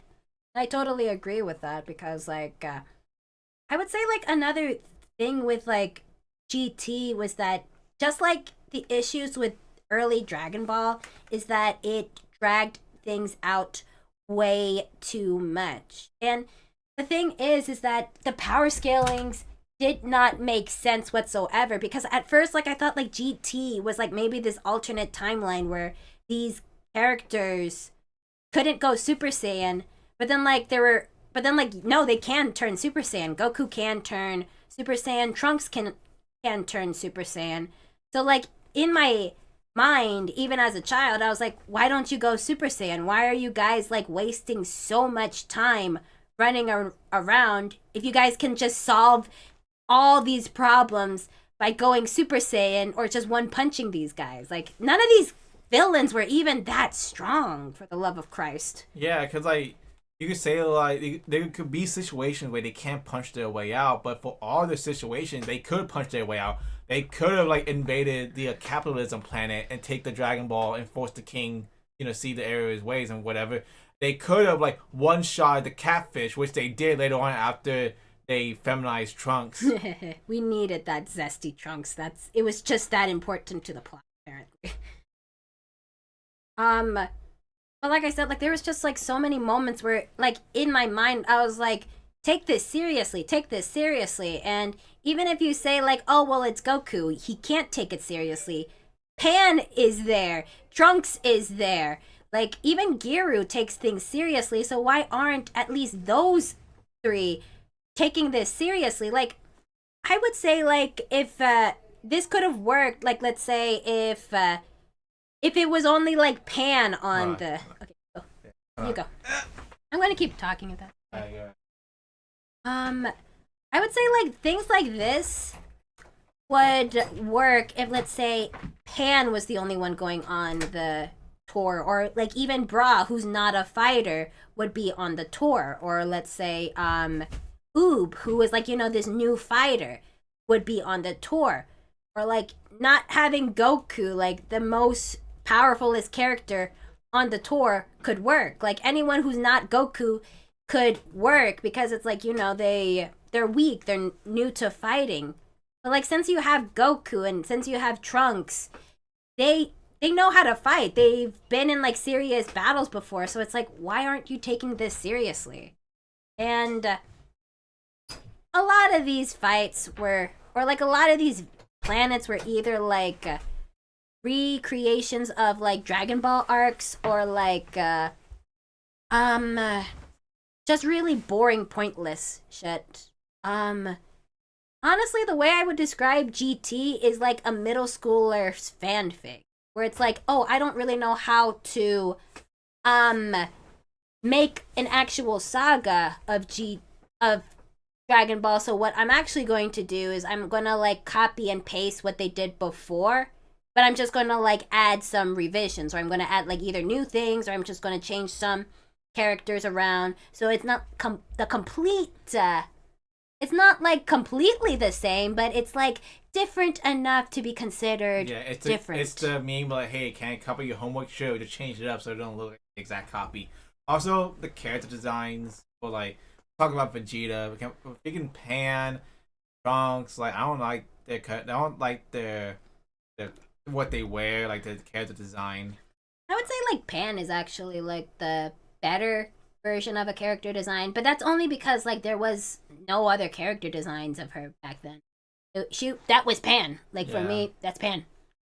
I do think in like the Dragon Ball Super, Dragon Ball Heroes, a card game like that anime. I think they took the GT character designs and made them better. Yeah, that's true. But like, yeah, everybody else looked really weird, or like really bad, or like really. Yeah. Trunks, you can't tell if those are like short pants or long shorts. What else? Yeah, like this is not a good start to GT. This was like a lot of parts where like even GT, they were losing their audience to the point where they had to like bring back the Z formula. Yeah, no, it's even funny. Here in America, they didn't even show this part. They just like skipped it and just straight into like the next part, which is like the Dr. Mew. I would put it at the bottom. Like like there is no redeeming quality, especially with Oob. Like, hey Oob, I'm gonna spend the next 10 years training you. All right, you're done. Bye. Yeah, basically. And we don't only see him until literally until halfway through the show when he comes back. All right, so this is the part where like GT started to like get me back interested. Like I admit, like when this part of the saga happened, that's when I'm like, okay, I'm back. All right, let's see what you got, GT. I was disappointed, but at least like I was back, and I was like, sort of like invested again with GT. So with this, like they had several episodes written for the Black Star Dragon Ball saga, but by episode 3, they was like, all right, we need to like scrap everything. We need to go back to Dragon Ball Z. Yeah. That being said, there are moments when like it improves of the last saga, but there's also like a lot where it's way too slow, because like the fight between Goku and Baby drags way too much. Yeah, I think they had like an episode count where it's like, no, we can't end the season just yet. We had to reach this number. Like, yeah, like same thing. Like you can say the same thing with like the Frieza stuff, but I was like, again, they had to like wait for the manga. With this one, there was no manga. I guess they had to like have a certain amount of episodes for this saga, which they could use somewhere else, but they went into like the baby stuff, and like we have a whole episode of like Goku and Baby like taking a nap. Yeah, but the thing is that I do respect that this is the part where it's like, oh, They decided to change it. They decided to like shift it back to Z. They listened to the critiques and they tried to like get it back to where like kids originally loved about Z. But that being said, like at the end it of the arc, it was kind of like dragging on for too long. But that being said, like Baby is a pretty good villain. He is a really good, in my opinion. Honestly, like he's like a really good villain when like he's a negative character, but I feel like they dropped the ball when it came to that because like his personality from the beginning was like, "Hey, I'm gonna kill the Saiyans," and like that. He came off as a villain, like not even like a sympathizing villain. He just came off as a villain. I feel like even more sentimental, more like Zamasu, but like also near the end, see like the error of his ways because he became the thing that he hated, but a giant monkey invading another planet that wasn't his. He will like saw the error of his ways and either Goku end him there or have him come back as like a part of the Z Warriors or something like the rest of like the Warriors. Yeah. And of course we got Super Saiyan 4, which is like the best design for. Yeah. So that being said, like kind of like going off with what Joe said, Baby is kind of what I would say, kind of like a prototype of Zamasu, because like Zamasu did do this character arc a lot better. Although like I would say that I do sort of prefer, I would say, the start of Baby, because it's like he does have more connections to the Saiyans. He did have a much more personal connection to why he would hate Goku and Vegeta, why he would do all of this. This is much more like a personal thing. But Zamasu did do it a better. He was the better villain. And we did get to see it a lot better in the Goku Black saga. And I would say, like, yeah, I do like Super Saiyan 4. What I do like with Super Saiyan 4 is that Goku is brutal in Super Saiyan 4. And that's kind of like what I liked about like the duality between like his base form as a kid to when he turns Super Saiyan 4, because Kid Goku is like, typical kid. He's happy go lucky, doesn't really take it seriously. The moment that guy turns Super Saiyan 4, run, because he's not sparing anybody at all. The thing with Super Saiyan, the more you go into Super Saiyan, the more primal you become. Mm-hmm. To the point where with Super Saiyan 4, you become monkey, and like your hunger for battle is like at its most. Yeah, so it's like I have to like give respect to that, but like overall, this saga is better. Definitely a lot better than the first saga. Oh yeah, but still a lot of problems. I would say at least C. Yeah, I would say like a higher C. Yeah, is it okay if we put this here? Yeah. Because no. Yeah, in the top. Hey, maybe, yeah, like that. That's good. Go. All right, Super 17. This is where like. All right, so this is the part where it's like, even as a kid, I was like, this doesn't make any sense whatsoever. Like, I could sort of buy the bullshit of the BS of what they were trying to do with GT, even though, like, really the Black Star Dragon Balls, this is the part that was the idea where I'm like, this is fanfic. We're in fanfic right now. But Super 17, this is the part where it's like, okay, like, this doesn't make sense whatsoever. What are you trying to pull? Like, how stupid do you guys think I am? What do you mean they're having a hard time, like, defeating 17? Like, maybe, no, not even Oob. I can buy Pan having a hard time, like, taking on 17. But the others, no, like, the others should be able to, like, take on 17 so easily. Vegeta could definitely take down 17. They would have no issue, like, destroying 17, even before they fused. Like, but no, like, you're supposed to make me believe that 17 times 2 is on par with Super Saiyan 4. Did not make sense whatsoever. Yeah, because like even if it was like a Bataras, where it's like it's not adding, it's multiplying, it would still be weak. Because like 17 and 17, they're like weaker than Imperfect Cell. Yeah. So even if they like fuse together, multiplying their power, they would still be incredibly weak compared to like these Buu level characters that we have. Like freaking Maju could take. I think Maju could even beat like I don't know. You think Majin could beat Vegito? Majub? Yeah. Probably. I don't know because like Vegito really was OP. Vegeta was the strongest character of Dragon Ball Z at that point. Well, here's the thing though, like with Oob, it's like we didn't really get a good chance to like. We know he's stronger than Super Saiyan 3 at most because he fused with Buu. Boo's like a little less than Super Saiyan 3, and Goku did say Oob was done with his training, which is like kind of weird because he didn't go Super Saiyan 3 during his graduation, but whatever. I don't know. The thing is that I don't know. Maybe I can just make a discussion video about Oob as a character himself because like because honestly, like the way that I see it, Oob is kind of weak. Like the way that I look at him, because like he didn't really have like a good win, and there wasn't really like a good chance to really like make me process how strong this guy is because he's always going up against like these baddies that are way too stronger than him. During the Super 17, you know what he did? He just killed Cybermen. Exactly. So it's like it's hard for me to process just how strong I'm supposed to think this guy is. I think he did one shot General Rildo.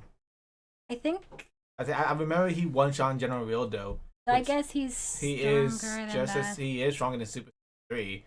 Like I said, like it's really hard for me to like take Oob, really like measure how strong Oob is because we don't really have a chance to really like see this guy in action, like really be impressed by this guy. Yeah, and there's so much they could have done with this saga. Like they could have like done so much more with the villains coming back. Yeah, that's the thing. It's like the idea of this arc was kind of fun, but again, I already saw this in Fusion Reborn. So, and like the thing is, Fusion Reborn is only like maybe an hour and a half. Like 45 minutes. 45 minutes, but this is like multiple episodes. So I would rather watch Fusion Reborn than to watch this. And Super 17, in my opinion, he's the worst villain out of all of the Dragon Ball saga. Yeah, I mean, we could sit here and say, they could have done this and that, but the fact that it was only 6 episodes and half of them was just for Goku and 17 fighting. Yeah, really boring. I would also say it's like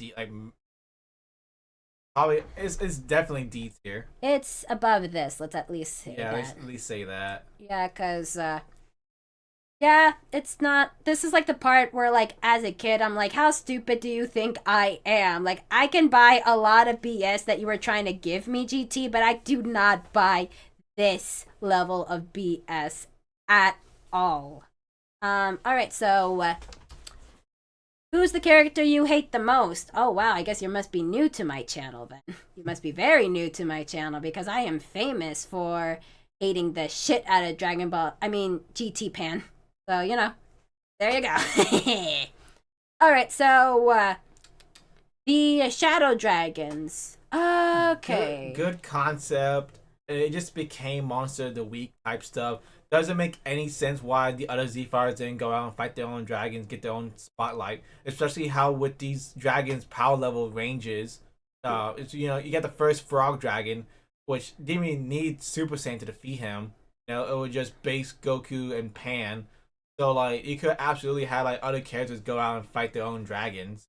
Yeah, that's the thing, and like I think this was also the saga where I realized GT Gohan is a pretty bad dad. Because, like, alright, so, like, in this arc right here, like, the excuse that I give Gohan is that he didn't know his daughter flew into space. And for all we knew, that was the only rocket that Bulma could send them all on. Like, I know she's a billionaire. She probably could make another rocket ship for Gohan to go after her, but I gave him the benefit of the doubt that he couldn't go after her because she was in space and maybe he was busy. I don't know, maybe he thought that she could handle it. All right, that's fine.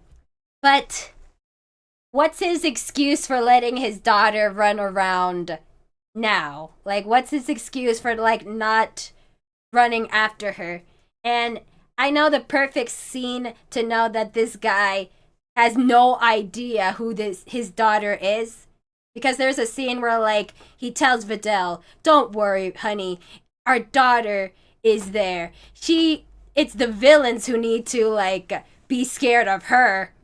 Who do you think your child is? You know nothing of your child because this entire story, she is constantly either being kidnapped, getting one-shotted, getting kidnapped again, getting others in danger, or just like being useless. Like, this is proof that Gohan has no idea who his daughter is. Like, he probably looks at her and he goes, "Oh, hey, Bread. My name is Pan, Dad." Oh, yeah, like, Pan. Oh, okay.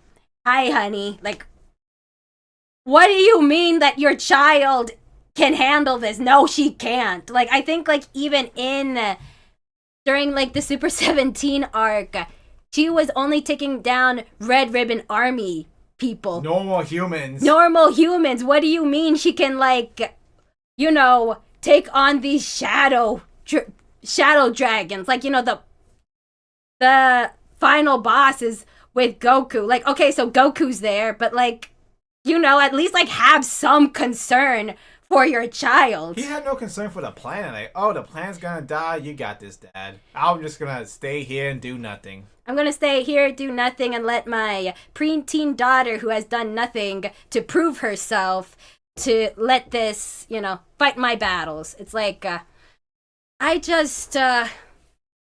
that's when like I realized Goku's not Goku, Gohan, GT Gohan at least, is the worst dad ever. He doesn't even know his daughter. He's the father that's like, "Hey, Bread, my name is Pan, Dad." "Oh yeah, hi, Pan." It's like, nah. Stupid. And again, like, we get Super Saiyan 4 Vegeta, skipping ahead a bit, and again, I think Vegeta does look good in Super Saiyan 4. His design's okay. And then we get Gogeta, which is also really cool. But again, with like the whole fight with Omega Shenron lasts too long, and there's some filler stuff with Nova, and like of course like the best part of GT everyone says is the ending. When it ends. Yeah, which is like a joke and also true because it is a really good ending. Not because of GT, but because of Dragon Ball Z. If Dragon Ball Z would have ended similar to this, it would have been like a really good ending. Oh yeah, like this is the part where it's like, I do remember exactly how I reacted when I finished Dragon Ball GT and I saw like the end credits, bye-bye, or the D end. I remember I was just sort of like in a state of shock and denial. I remember I was just pitch quiet. I get up from the computer, walk towards my room, sat in my bed and like processing. There was no more Dragon Ball content for me to watch at all. And then I just break down crying that it was over. Like, I cried for like a good 5 minutes. And then like when I came down for a snack, everyone saw that I was like red, and they were like, "What happened? Why are you crying?" And I'm like, "Goku's gone." And they're like, "You're so dramatic. It's just a cartoon." And I'm like, "It wasn't just a cartoon." I was similar, but I wasn't crying. Like, I watched it, like, she watched it, like, on Nickelodeon and everything. I watched it on Toonami when it was, like, originally airing. I remember when the narrator said, "On the final episode of Dragon Ball GT." I was like, oh my god, I have 1 week to prepare myself. And I still wasn't ready. Like, after, like, I saw, like, Goku said goodbye, the end. I was like, man, that was a really good ending to a really great show. And it was back in the day where I didn't have like a frontal cortex, so everything I saw was like really good. Like, wow, Super Saiyan 4, Omega Shenron, oh my god, Giant Spirit, everything's so good. But even then, like, even thinking about it now, it was a really good ending. But the Shadow Dragons, you have to sit through the Shadow Dragons. That's the thing. Yeah, there's a lot of things that could have been better. It's a good concept, but overall, I think it like dropped the ball. Like, I would say, I don't know. You want to at least put it at the bottom of C?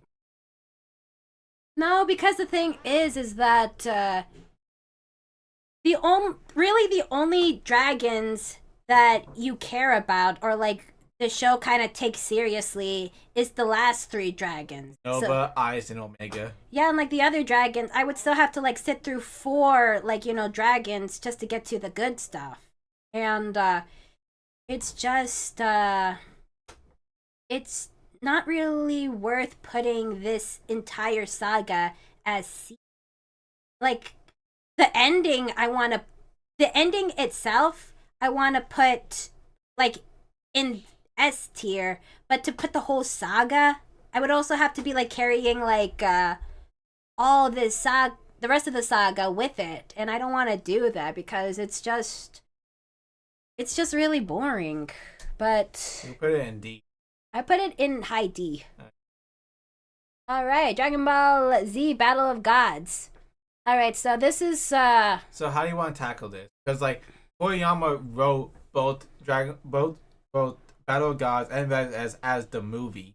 So you want to go off of like the movie stuff, or you want to do Dragon Ball Super, the arcs? Was there a way I can like copy this? No, I made this list like before the stream started. Damn. But we could like Battle of Gods. I really like it. But with Battle of Gods in the actual anime, it drags out way too much. Like they would take like 5 minutes from the movie and turn it into like 20 minutes of the show. Oh And god. you can definitely tell what they added, and some stuff should have been cut, obviously. But to me, I want to go off of the movie. I want to talk about both because like there's a few things that I want to talk about, but I don't know, like I guess like all right, so officially I'm going to put this is going to be like the movie. But if I were to I'll also like tell you guys like my final thoughts on like the actual super arc. So, we'll talk both about like the movie and the arc. Or like the super arc. I would say Dragon Ball Z Battle of the Gods. That's when I saw that coming out in middle school cuz I think that was like the year where I think I went like an entire year finally like accepting and making peace that there was no more Dragon Ball, that was it, that Dragon Ball AF was just fanfic. I thought it was canon, but no, it was fanfic. I remember Dragon Ball AF. People were talking about that in middle school. Yeah. But at that point, it's like I made peace with it. I remember when I was like on Instagram and I got notification that no, there's a new Dragon Ball Z movie coming out. I just freaked out. I remember I was even like in the lunchroom, and when I read that, I just freaked out to the point where the lunchroom just like was like, what the fuck? But like I was ready, I was hyped. It's like, all right, let's do this thing. And it did not disappoint. Like I felt like I was back. Like this And we are so back. Yeah, it's like, all right, it's back. I'm ready. Well, I imagine like okay, so between ET and this, how long was the gap where there was no Dragon Ball content? A year. A year? Yeah. Only a year. Only a year, and I was suffering so much. For me, like I said, I watched GT when it was like airing on Tsunami, and I think it ended like when I was in middle school. And Battle of Gods came out in 2014, which is like the year I graduated. Mm-hmm. So I had several years without any new Dragon Ball Z content. I only got by through like the games and like in other animes. Yeah, so now with me, it's like I didn't really recover. Never recovered from GT, so the wound was still there. I was left with this huge battle scar. The only other content I got was Kai when that came out. But even then, I didn't watch Kai all the way. I get you. And I guess we should talk about the actual arc itself, or like in this case, the movie and then the arc. Yeah, like we gotta talk about the new characters, Beerus and Whis, what they bring. All right, so although like this was, we have to admit, I have to be fair that Dragon Ball Z Battle of Gods, it did add some retcons, or it added like some new lore that maybe doesn't make much sense when you really think about the overall story. But I would say that whereas GT felt like, middle school fanfic, like this little middle schooler was like making all this fanfic ideas and was trying to do their best, Super actually felt a bit more canon. Like there was a lot of things that, maybe didn't make sense, but I actually believe more Super's timeline than GT's timeline. GT will always feel like fanfic. Um, so I have to give it to Dragon Ball Super. That being said, Super Saiyan God is a really disappointing transformation. Not just like design wise, but just like overall its importance to the story, because it's like they try to build it up. They try to build it up as like, this is like this brand new transformation that, the next step in Goku's training as to become like the strongest in the universe. And it was only relevant for one movie, and then that's it. That's it. Like next movie we get Super Saiyan Blue, and that's the transformation that they're constantly using throughout the show until we get to Ultra Instinct. So that is kind of like the disappointment of the Super Saiyan God in hindsight. I know they used it more in the manga, and in the Broly movie, Red Vegeta looks really good. Like he wears it well. Oop. Vegeta. Oh yeah, like Vegeta does. It looks good on Vegeta, but like overall, it's just kind of like a transformation that isn't really needed in overall. Like it's just kind of like a placeholder for Super Saiyan Blue. So, but again, like movie wise, this was like for a while my favorite Dragon Ball Z movie, and also like my favorite Dragon Ball Super movie. So for a while, like it did change. I would put this in. Would you say S? Yeah, I would say like this is like S tier. Yeah.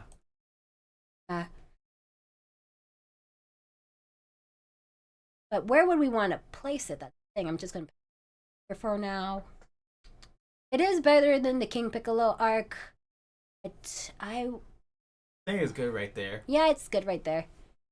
All right, but that being said, I do want to talk a little bit about like how it was portrayed in Super, like the first arc of Super.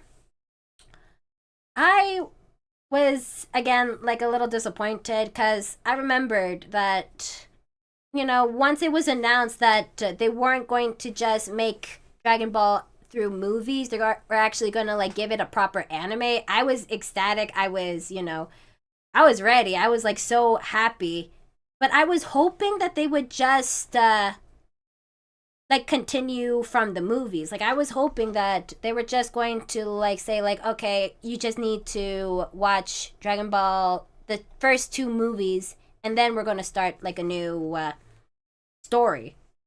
And I would have been perfectly fine with that, but they had to like retell everything with really, really bad animation.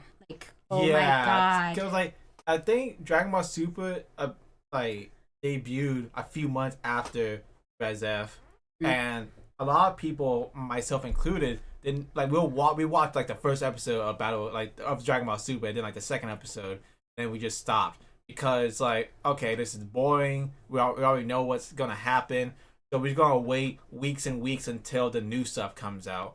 So the fact that no one watched Super until the Yuma 6 and 7 fight shows like how much disappointment and how like basically the first two arcs of Super are just fillers.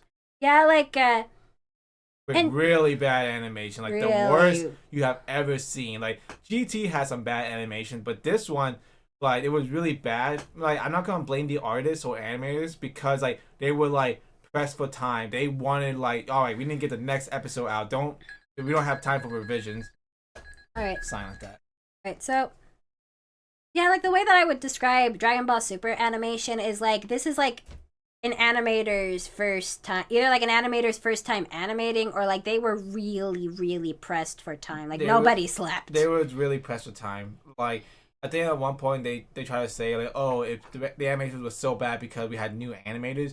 That wasn't really the case. It was just that they had no time whatsoever. Yeah, so it's like that's one of the reasons why it suffered.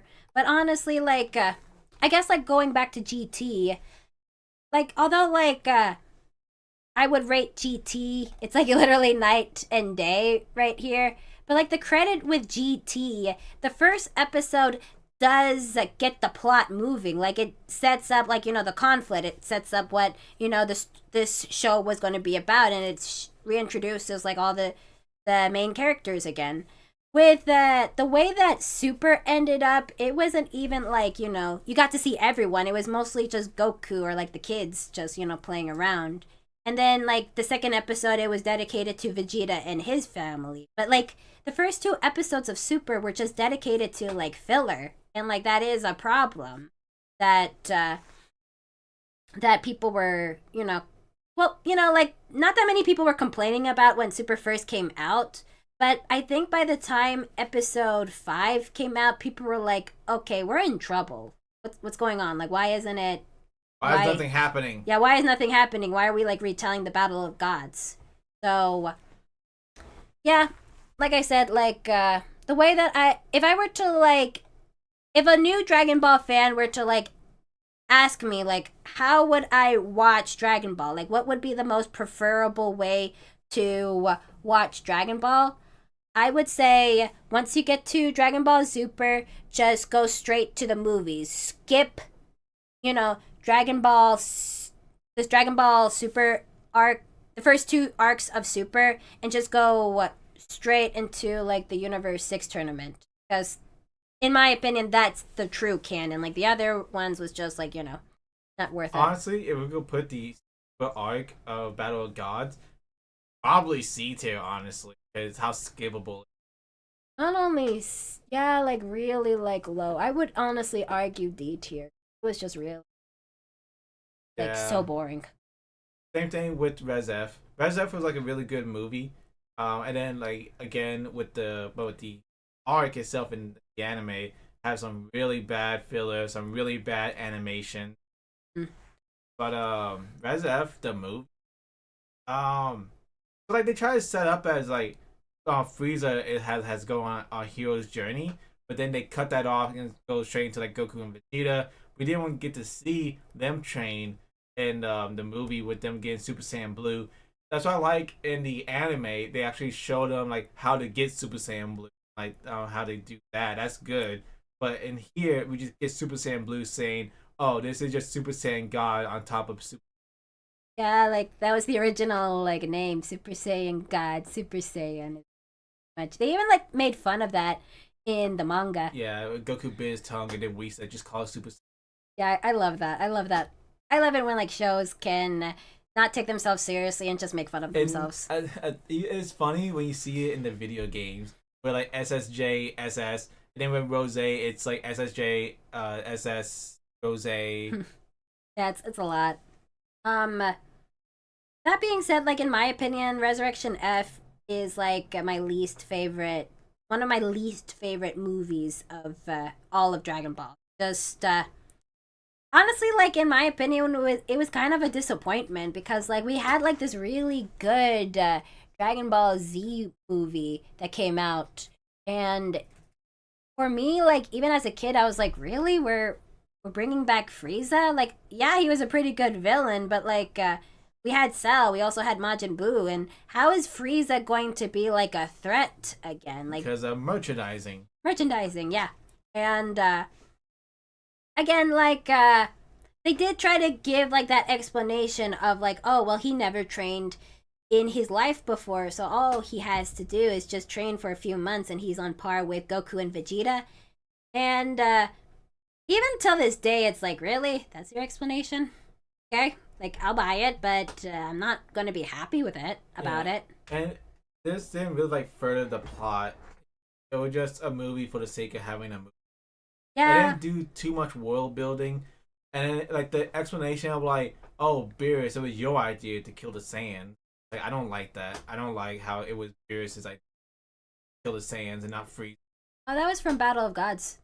Stated that in Battle of Gods. No, it wasn't Battle of Gods. It was Res F. I could have sworn that Beerus. We said, I wonder how Vegeta acted if you were the one that said kill the Saiyans. And Beerus was like, shut up, Whis.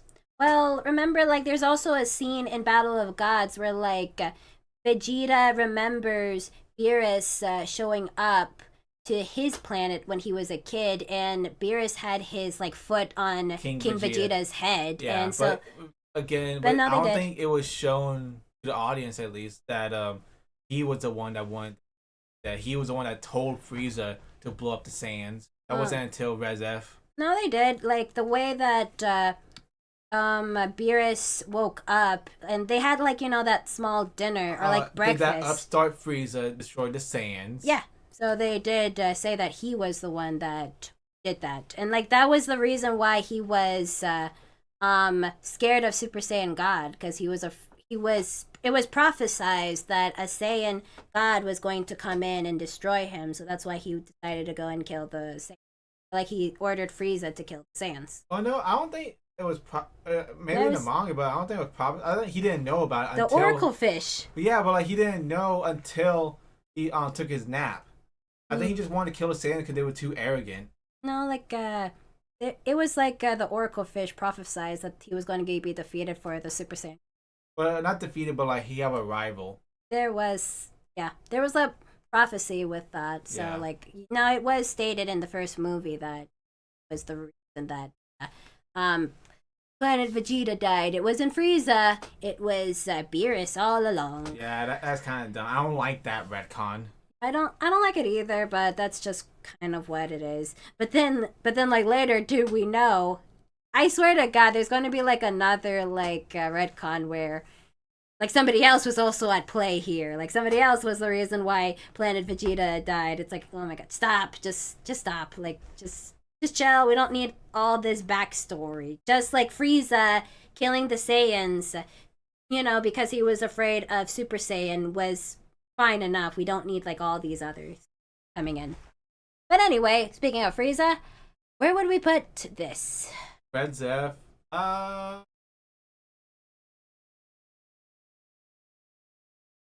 Is it sad to say B tier? Yeah. Oh my God, we only had one B tier. Yeah, that's the Pilaf. Yeah, it's only and that monster Pilaf. The movie will probably be going front. Well, I'll put it behind Pilaf. And then the actual arc in the anime would be below that. Like, probably also D. In the trash. That's where it belongs. Yeah. Alright, so... now we get to the part where everyone started watching Super because it's actual new material. That being said, I did not really care for this turn. Like, honestly, like... I'll be honest with you, I didn't start watching Super until I got to the Goku Black arc. And like I said, like, it's really weird for me because, like, as a kid, I was, like, so obsessed with Dragon Ball. Like, I was watching GT through, even though, like, for me, it wasn't good at all. But with Super, it's like, I just gave up. That was when, like, I had the closure that I needed. I was like, okay, I'm done. No more. But, this was like, I didn't really want to see it. I saw, like, some of the designs of, like, the tournament characters. I did not like it at all. I saw, like, they brought in a Universe 6 Saiyan. That was not enough for me to, like, get invested. I actually thought that Kaba design was kind of stupid, in my opinion. Like, he just looked, like, so scrawny, so skinny. And I did not care for this arc at all. And again, this, like, Super Saiyan was ruined with Goten and Trunks in the Buu saga. And then it was even more ruined with Kaba. Yeah, with Kaba. And then, like, it was just pissed on by Kale and Caulifla. Like, that was the true death of Super Saiyan. Like, alright, they're just giving them out for free. Like, which kind of is like, okay, so if we're not going to take transforming into Super Saiyan seriously, why can't Pan transform? And before anyone says, it's because she's a quarter Saiyan, Goku Jr. and Vegeta Jr. can turn Super Saiyan. Give Pan at least something, for the love of Christ. With that, for some reason, back in then, Toriyama didn't know how to draw buff women, or he didn't know how to draw women as Super Saiyan. And then Kale came in and it was like, buff, buff, buff. Like, Jesus Christ. Like, did he learn how to draw? It's actually pretty cool, I have to admit. Um. So, but like I said, this tournament for me, it's basically filler. Like I know that it's canon in the manga, but for me, it's just filler. It's good filler, but it's still filler to me. Like the only stake they have was that the Earth's gonna be transferred to Universe 6. Like okay, Yes, but and it's like also they're just at this point they were just plaything for the gods. oh, and there was also the introductions to the new Super Dragon Balls, which is like another thing that I was like, okay, I can't get behind that. Like I did not get behind the Black Star Dragon Balls. I was like, really? Like we're gonna make another set of Dragon Balls? It's like we already have the Earth Dragon Balls and the Namekian Dragon Balls, but like this Dragon Balls are like, okay, you can wish for anything. There's no limits whatsoever. So like that was the point where it's like, okay, so why should I care then? And why should I care if there's stakes at all? Like what's the point of me being invested in the next villain if this is what's gonna happen? So that is like an issue that I have here. I mean, the only thing is like with the Super Dragon Balls, no mortal could like find them on the. He had to cross two universes. Even then, a god couldn't like find them all. Yeah, so it's like I It can't. took convenience. It took the plot convenience to find all of them.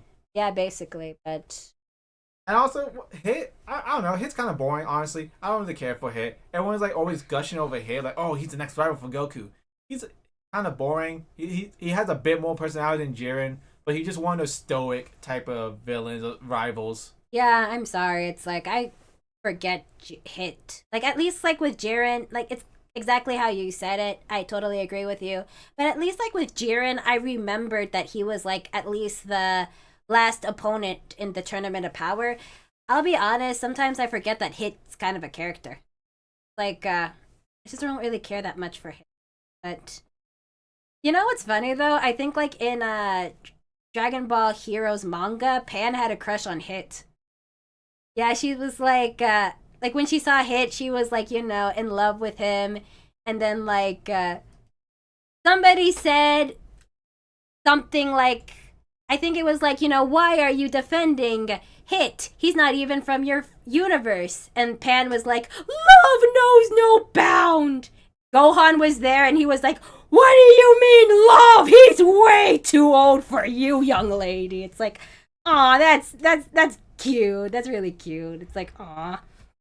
That being said, I'm glad this isn't like a Trunks times Pan situation where like Hit reciprocates. Yes. It's just thing in cartoons where like a kid character has a crush on an adult character. As long as the adult doesn't reciprocate, it's fine. I mean, like that does happen in real life. Like sometimes kids will have like crushes on adults, or somebody that's a lot older than them. But as long as like nothing happens, Yeah, it's just, like it's a just kid dumb, thing.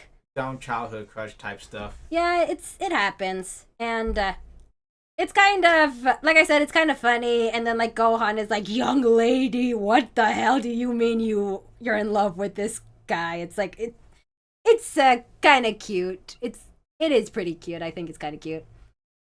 All right, so but this I would say I don't know, high C. Yeah, Yeah, high C. Would we put this above the baby side? I would. All right, here we go. This is the part where I actually finally got into Dragon Ball Super again. The Goku Black arc. Black. Black. Wait, don't shoot. This man isn't black. It's like, oh my god. Wait a minute, you're not black. I know. It's like I was so surprised that they put that in the English dub. Like I thought, like when I saw that, I was like, oh. When I read that in the Manga. no, in the English sub, I was like, okay, they're definitely gonna have to change that in the English dub. No, these fuckers. Cause like okay here in the West here's a bit of Yu-Gi-Oh lore. So in Yu-Gi-Oh, the Dark Magician is supposed to be called the Black Magician, but because like we have a problem here, saying the word black, they changed it to Dark Magician.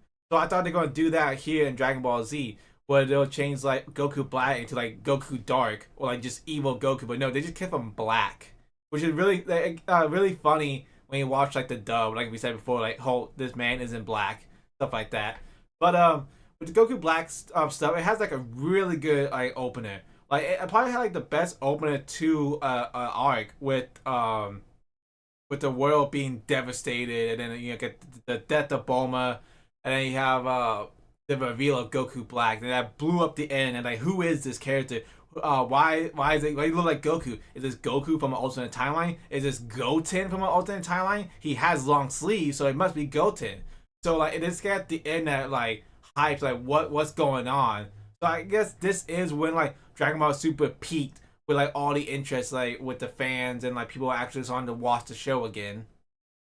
Um, that being said, like with Trunks' hair, I don't like his hair being this color. I don't know if it was like that. If his hair was blue in the actual manga, kind of like how Bulma's hair was like a different color in the actual manga.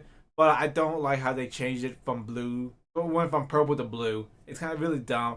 And I think overall his design went down since the Cell arc. What do you think? I just came in after a bathroom break. What did I miss? I was just talking about how the it's kind of the Dark Magician was called the Black Magician originally, so I thought they're gonna change Goku's name into like Dark Goku. Yeah, that's what I thought too. But now they decided to like. We have a problem here in the West saying the word black. Yeah, because I don't know why. Anyway, so answering your question, Broly Brothers, why are you smiling with your eyes closed like your eyes show speed? It's because like I needed to go to the bathroom, and that's why like Joe was like talking. I was just yapping. Yeah, he was stalling for time. I couldn't get up because I have a child. I'm a cat. Yeah, I swear to God, you just feel the shippers. They have a child. Yeah. There's a child. Where's the kid involved? And they're black. I can explain, Joe. I'm sorry you had to like. That was like a I'm sorry you had to find out this way, Joe. God, that gotta be like the worst way to find out your spouse to cheat on you. It's like your baby comes out like completely different, has no idea, does not look like you whatsoever, and you're like, I'm sorry you found out this way. Like, oh my God, like, oh, that's hilarious. But no, like, it's just a cat. It's just Benny. That's his cat's name. If awesome. You want to know what they look like, go to our previous stream. Made a gingerbread house. Yeah. All right. So, like my opinion of the Goku Black arc. This is my favorite arc of Super. Like, this is like when I felt like Super finally feels like Z again. But that being said, I am disappointed about like the reveal of Goku Black. Like Goku Black, and it's weird because like I love Goku Black as a villain, but I'm not that big on Zamasu. I like what Zamasu represents, and I like his negative arc or like his descent into madness, but I just really can't get into like Zamasu as I can't really get into Zamasu that much. As a villain. Yeah, as a villain. Like I said, like I can get behind Goku Black. Like he's a pretty cool villain, but I just can't get behind Zamasu. But that being said, like there's like a lot of weird things in the Goku Black arc. Like for example, like I think this is like the official, not the first, but like the second love triangle, or not even love triangle, love square that Dragon Ball tried to put. But like this was actually like supposed to be the one that was taken seriously, because the first love triangle between like Bulma, Yamcha, and Vegeta, it was more like, oh, Yamcha and Bulma broke up, but she just went with Vegeta, and they just so happened to have a kid. That's the reason why they stayed together. But like in the Goku Black arc, they actually were like, oh no, like we're actually gonna focus on like this weird love square between Trunks, Mai, and like their present selves. And Trunks and Mai is already like this really controversial ship already, so it's kind of like weird. It's like they're really like trying to push Trunks and Mai, but then you're not really like doing them any favors, because this creeped more people out than trying to get like people to support them. They're like, oh, what, no, no, no, no. What are you trying to do? What are you trying to do? This is no, this is not okay. No, no, no, no, no, no, stop, please, stop, stop, stop. So it is weird. Also, like the ending of the Goku Black arc is pretty controversial too. Like I would say that I wouldn't have mind a dark ending. I really wouldn't have minded at all. Like I kind of have to like give the Goku Black arc credit that it did try to like let the villain win. Like wouldn't this be like the first time like a villain actually won in Dragon Ball? Pretty much, yeah. Yeah, so like I have to give it credit that he won, but he was still like, you know, defeated at the end of the day, but he still got what he wanted. So I have to give them credits for that. The issue is that it came out of nowhere, and not only that, but like it was just like, let's say, half an episode dedicated to mourning the loss of a timeline, just for like Trunks and Mai to say, actually we're just going to go to like another timeline, we're going to be living with like these other people, which is like, what Okay, they could have gone like two different directions. One, they could have told Trunks like, hey, there's a thing called Super Dragon Balls, and have him go on his own GT adventure. That's how they could write him off, where he's like off in the universes, like trying to find a Super Dragon Ball to like rebuild his universe. Two, keep him there until the tournament of power, then tell him about the Super Dragon Balls, have him believe that he can win the Super Dragon Balls in the tournament of power, and then when he ultimately loses, then send him off to have his own GT timeline adventure trying to collect the Super Dragon Balls. Yeah, and it's just, and here's the thing, like this is something that I realized once I was like completely done with Super. You can technically skip the Goku Black arc. It's nothing, because like the next arc doesn't tie in at all with the Goku Black saga, because everything resets yeah, the way it was. Yeah, and that's the problem with Super, is that nothing bleeds in naturally. With the Saiyan saga, it bleeds into the Frieza saga, and then the Frieza saga bleeds into the Cell saga. Yeah, it flows really good.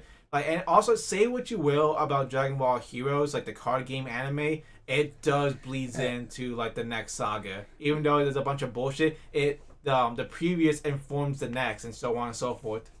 Yeah, but like Goku Black is the one that doesn't bleed in. In fact, like the way that the Universe 6 tournament doesn't even bleed into the Goku Black arc, and the Goku Black arc doesn't bleed into the Tournament of Power. So, and that's kind of like one of the reasons why like I did make my Goten Black arc have that connection with the Tournament of Power, because like that was kind of like my way of like making that connection with the Tournament of Power, to show like, okay, this is like how we can bleed in.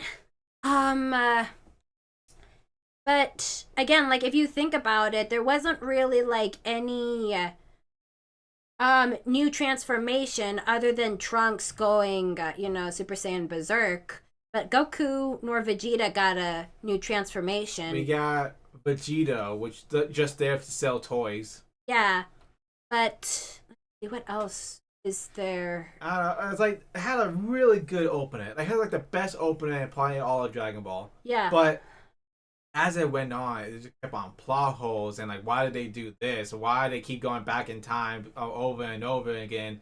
And like nothing. And again, the ending, just nothing happened. The villain wins, and then they erase it. Happy ending somehow, and then they just never talk about it again. And the thing is that I don't know if Future Trunks is ever going to like come back. I don't know if this is like the last. I'm pretty sure this is like the last time we'll ever see Future Trunks. And look, like I said, like Future Trunks, my husband, my crush ever since like I was a child. He was like my everything, my obsession. But I was really excited that he was coming back. I was really excited. I didn't care if he was blue. I didn't care that he was too skinny. Did not care that he's technically doing the same thing as he did in the Android saga. Did not care. I just wanted to see him back. That being said, I think I could have just pretended like he was fine since the Majin Buu saga. Like, I really felt disappointed by the time the Goku Black saga was over. Like, by the time the Goku Black saga was over, I was like, did I really needed to see this? Did I really needed him to return? The thing is that with Trunks, or like future Trunks, is that he really needs help. He can't really fight his own battles without help. And that's a point that I did make in chapter 6 of Goku Black, that when Vegeta was like, oh, so are you just going to keep coming back to into the past for us to like help you out, or for us to like remind you that you need to train? Like, you need to do it yourself. You need to like act like you're the only you're the last member of the Saiyan race there, that you need to take your title as Earth's last defender seriously. But by the time the Goku Black saga ended and Trunks went to the other timeline, I did not trust this guy to be Earth's last, hope. Even with like, even if there were going to be like two versions of Trunks walking around, I did not have any confidence that this guy could be that defender. And I wish that at least like the Goku Black saga did at least try to justify, no, he's ready. Like, even though like he lost, he can still he's still ready. Because I feel like if something does happen again, or like, another villain shows up, he's going to come back for help. Like, he's not going to be able to handle this by himself anymore. So that is something that I did realize, an issue that future Trunks does have. So like I said, like, even though like the Goku Black arc is my favorite arc of Dragon Ball, it has so many issues that I would say it's maybe somewhere in B or A. Like, either like a high B or like a low A. Say a high B. High B? Yeah. Alright. High B. And I don't know if you guys want to see like how I would have rewrote the Goku Black arc, or even like the Goku Black arc ending, just watch Goten Black. That's how I would have like, fixed some of the problems. Alright, so Tournament of Power. I didn't like it. Yeah, it went on way too long. I guess they were going off a Frieza minute. So long. 2.5 years long. Yeah, it really dragged on. And the only thing that really mattered was Goku and Jiren. Yeah, basically. And like also in Ultra Instinct, which is supposed to be like the pinnacle of like Goku's transformation, because like it's supposed to say like this to like let up like all his training from Dragon Ball to Dragon Ball Z, and now Dragon Ball Super, all of it will lead up to this moment. And yeah, like it does, in a way, it does like build up to the hype. Because, oh my god, like I wish they would have never let Goku talk. I wish he was just silent throughout the entire thing when he like turns into Ultra Instinct. Because it really does sell the fact that he is letting his body move. He's not thinking at all. I would have loved that was the gimmick of Ultra Instinct. He's just either letting his body do all the work, or maybe you can see like him making like some faces. Would have loved to see that in place. But when, he had like that fight with Kaelin Kalifla or Kefla, and he started talking, I was like, oh.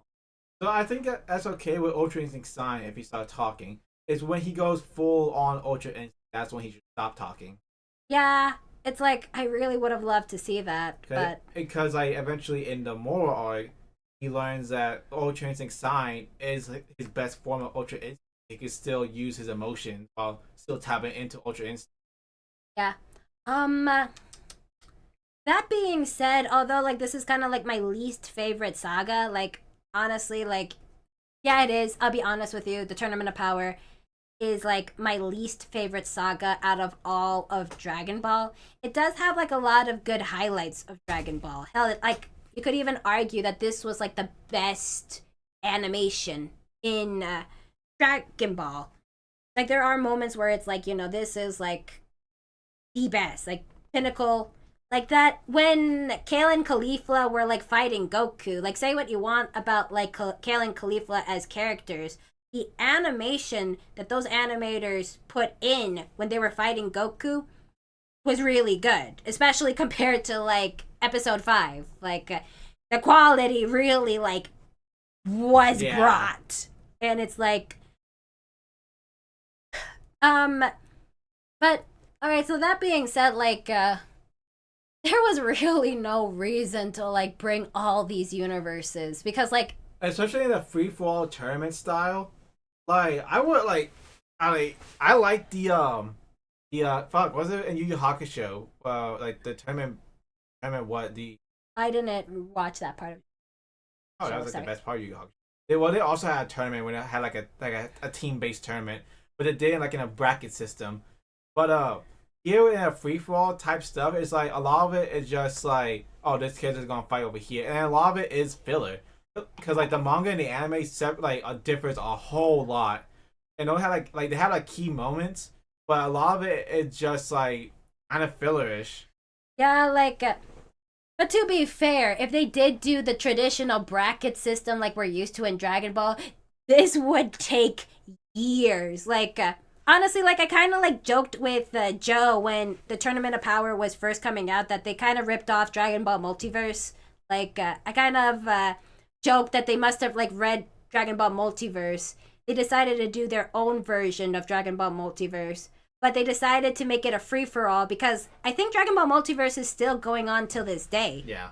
And I read Dragon Ball Multiverse when I was like in middle school, and a decade later, it's still going on till this day.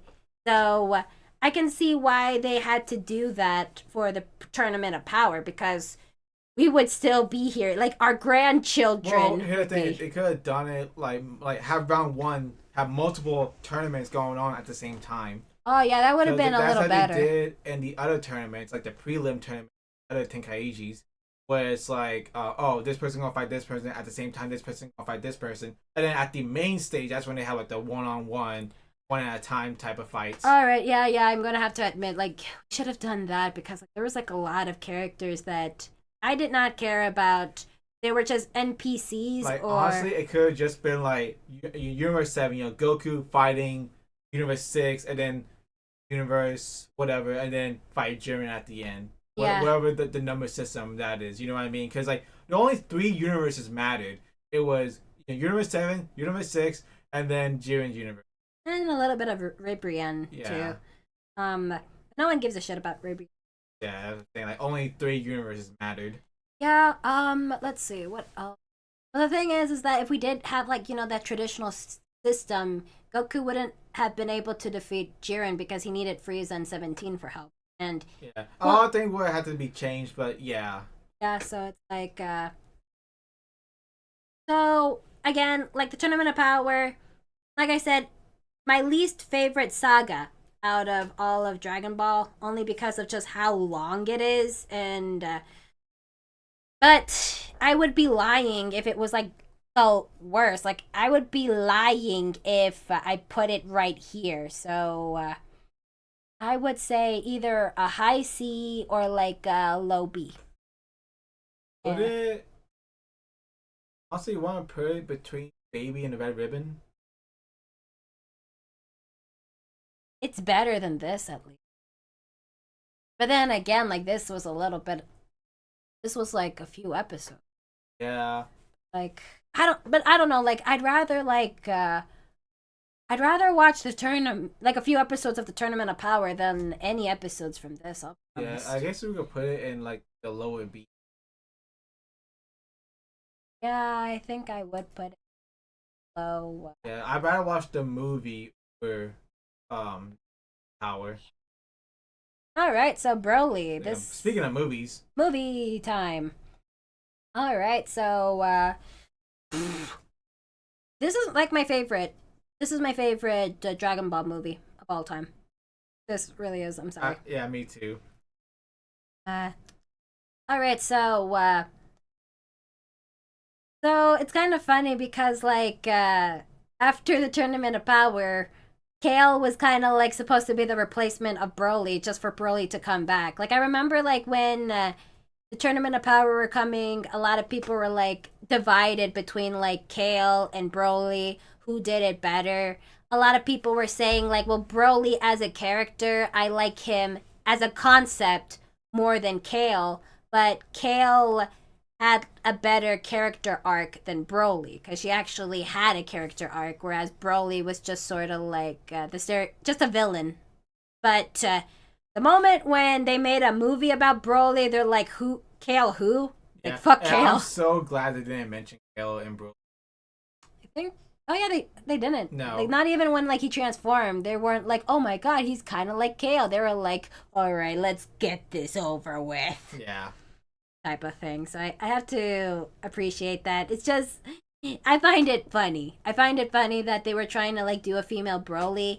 They actually did a, in my opinion, an okay job with the female Broly. She has a lot of issues. Totally understand her haters. A lot of the Haters. Yeah, I don't like them. But the moment when Broly came in, who gives a fuck about Kale? Like fuck Kale. Like Broly is the king. Broly is the true king.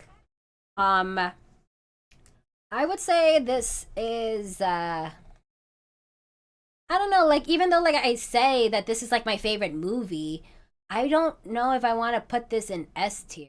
Because if you really think about it, it's a very, very simple plot. It's a very simple arc of just Broly coming in, him fighting Goku and Vegeta, and him just having like a all-on fight with Goku and Vegeta. Nothing really that like, happens. Goku and Vegeta didn't go on a journey. Mainly Broly went on. Goku and Vegeta were just there to fight. They were the main characters, but like Broly was the true, MVP of that. Yeah, the true tragic hero / villain. Yeah. So, that being said, there are certain things that were. Oh, well, I don't know. Like my big issue with this is that in the movie, Goten and Trunks literally got younger. I don't know how they did it. They got so young. That was already a problem in Super, how they looked young, even though it's been like what 7 years, 5 years. Like they supposed to like they try to say in Daima that they get older. Saiyans get older when they're like 15, 14, something like that. But like, these Saiyans got younger. Yeah, like especially in Broly, it's like the way that they drew Trunks and Goten, they went from like kids to toddlers. Like they even gave like freaking Trunks overalls. It's like you are really pushing the fact that these are like young kids. Like no, they're teenagers. Let them be teenagers. That being said, the moment they became teenagers, Goten's balls fucking dropped. I was so surprised that his voice was that deep. It's like whoa. And like in GT. No, like in superhero. Superhero. I need to go back and rewatch that. But yeah, because I love the character design, especially Goten, because his hair is not Gohan, it's not Goku. That's his own unique hairstyle. That's Jine's hairstyle, actually. Oh, nice. That's cute.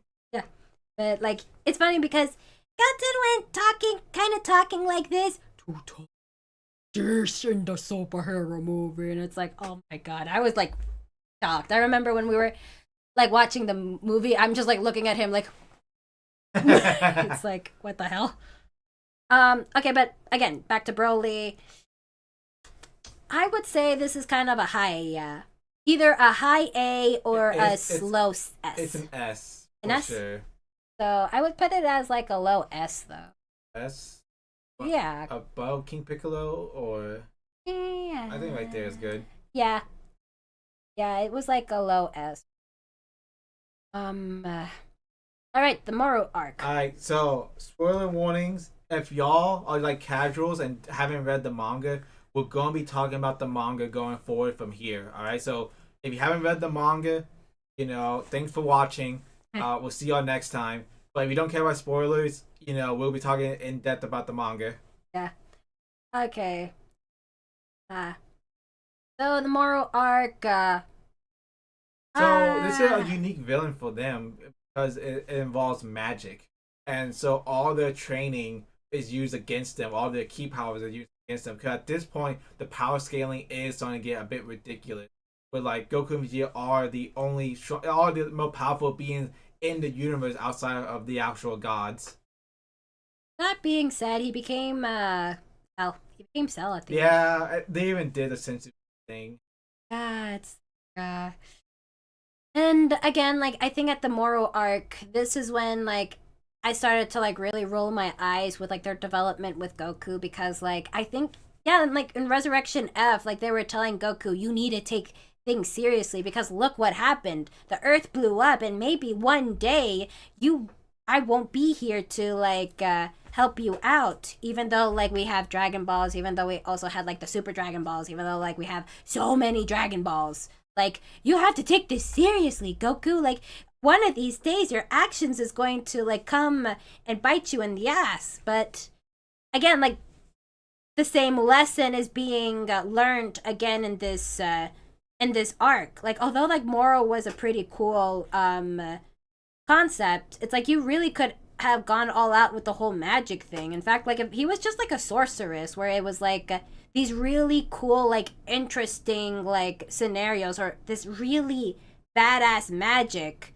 And then, like, Goku and Vegeta has to find a way to, like, either fight against the magic or, like, fight against all these trials or tribulations that Moro did.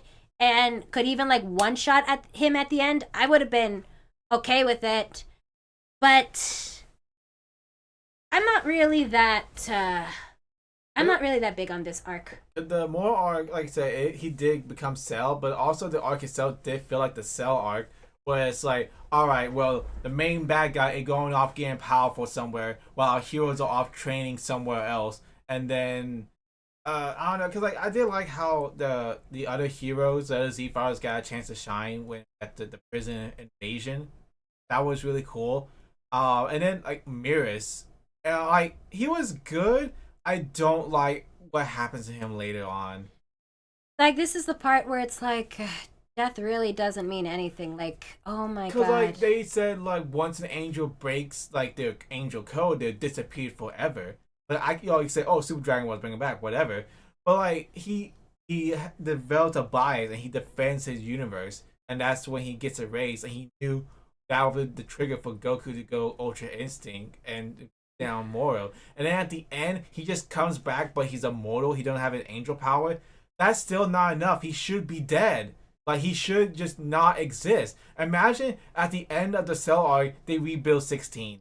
Yeah, it's just like, there's just certain characters that, you know what, it's okay just to, like, let them die. It's okay to just make a character just to die. Like, like, imagine also, like, if Batman, just brings back his parents and there's no consequences whatsoever. Like, they have had moments where, like, he meets his parents or, like, maybe the parents come back, but they always commit to having the parents die at the end because, like, you need characters to die. You need your characters to be... There's certain characters that need to be dead so they can be, like, motivation. They have dead on the forehead. Yeah, and that's okay. And Miras could have definitely been one of these characters, but this is kind of like what I would say some, like, a regular TV show sometimes do. Like, even, like, in regular TV shows where death actually means something, they'll still, like, bring back a character because it's like, oh, well, we either got attached to the character or, like, we don't want to, like, scar the children that, death is out there. But, I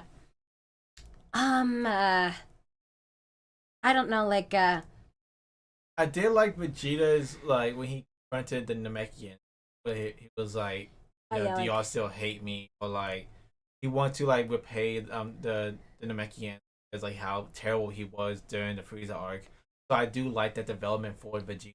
I do like that too. It's just, I don't know. I'll be honest. Like sometimes, like these other like manga arcs, I'm sometimes having like a hard time remembering what's going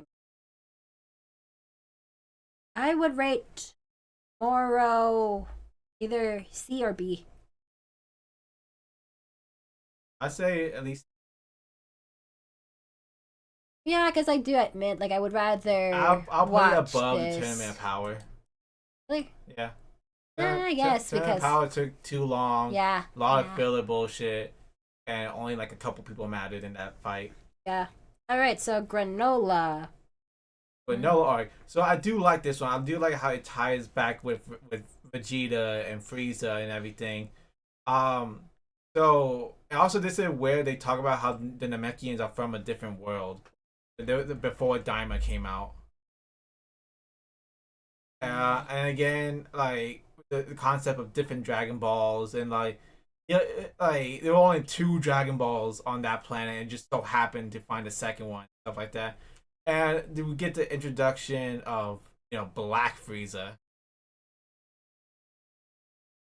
But more with Granola, I feel like his whole time thing was like, oh, you only have like a certain amount of time left to live or become the strongest.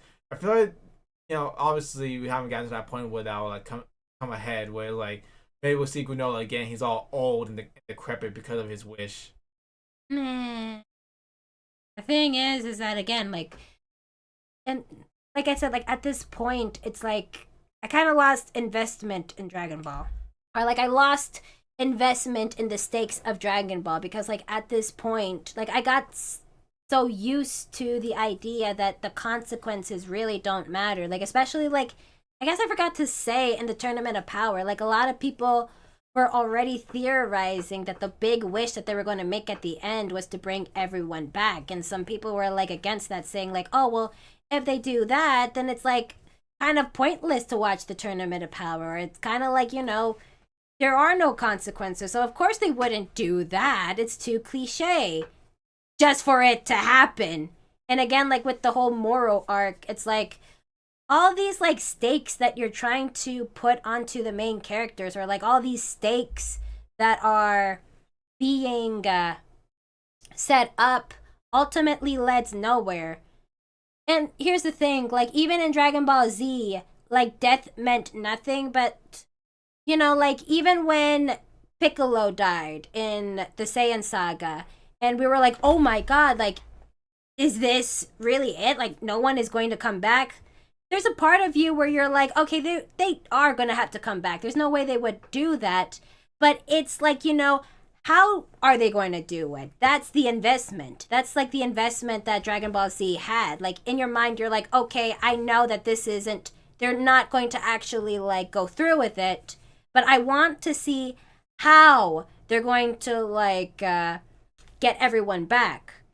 At this point with Granola, it's like there's way too many Dragon Balls. There's way too many like characters like Whis, or like there's too many gods that Goku has befriended or are on their side or are willing to help them. That is like, what's the point of me being invested into this? It's like I don't care. Let's say some of the Z Warriors died during the Moro invasion. Either A, wish them back with the Namekian Dragon Ball, or B, have that bleed over into the Granola arc, but it say like, hey, there's the other Dragon Ball that you can use to wish back your friends. Yeah, so it's like there's at this point it's like I just don't care anymore. Like Granola, I'm gonna admit like Granola is a pretty good character, but I just don't care anymore. I just don't. At this point it's like I do not care anymore about the stakes. I don't care. I'm just no longer invested in this, and that is like a huge issue that Super has. Like, why should I be invested anymore in these stakes? I think with this one it was more focused on like the character themselves, with tying back with the Saiyans and with Vegeta and with Goku and him. I don't like Bardock. Oh yeah, I hate how they made Bardock into like the freaking Killer or whatever, and Superman's father bullshit. And then I don't like that. And the dumb wish, where it has fans theorizing, oh, was Goku's trip unearned? Like, my headcanon is that the wish stopped working after Goku and Raditz died. I still hate that, though, because it's like, oh, well, then all of Dragon Ball wasn't earned either. King Piccolo and everything, Tao Pai Pai and everything, like, stuff like that. Like, this is kind of like Bardock pretty much confirmed to the whole fan base that Goku does have plot armor. Not only does he have like plot armor, he has the ultimate plot armor. It's like in universe plot armor. It was no longer like, oh, Goku did this because he worked so hard. And he's a lower class Saiyan. He could work his way up to an upper class Saiyan. Like, no, it because his dad made a wish. Yeah, it's like I just stop. Look, I love Bardock in Father of Goku. The reason why I love Bardock so much is because he's an asshole. He's not a hero. We're not supposed to like root for him. He's not a good father. He's a terrible person. That's the whole point of him. I do not need to stop trying to like make him redeemable. I don't want him to be redeemable. Like, we barely have characters that are just assholes and that can work. And I think like Dragon Ball kind of knows how to make a good asshole that we can root for, like Bardock or like, you know, Vegeta during the Namek saga. Like, Dragon Ball knows how to make like a good like killer asshole, but we still root for them without like having really going into like their sad tragic backstory for us to like care. It's like, no, these guys are killers, these guys are assholes, they do not care about anybody but themselves, but we still root for them, we still want them to succeed in a way. So it's like I do not like that they keep like trying to make Bardock this sympathetic father, or like he wasn't like the other Saiyans. He actually kind of cared for Goku and Vegeta, or Goku and Raditz, or you know, I will say that I do like Gine, but I don't like how what they did with her. It's more like I like Gine in the sense that we finally get to see who the mother of Goku is, because at first we thought it was like Serpia for so long, or like, you know, this popular OC of Sharuto. I think that was the original, like, most popular OC of the mother of Goku, Sharuto. And but Sharuto, the OC of Sharuto is that, oh well, she was like this elite Saiyan who married this low class Saiyan Bardock, and that was like the explanation as to why Goku was so powerful, because he got that from his mother. But I like how with Gine, no, like she was a very weak Saiyan, and that's where Goku got his kindness from.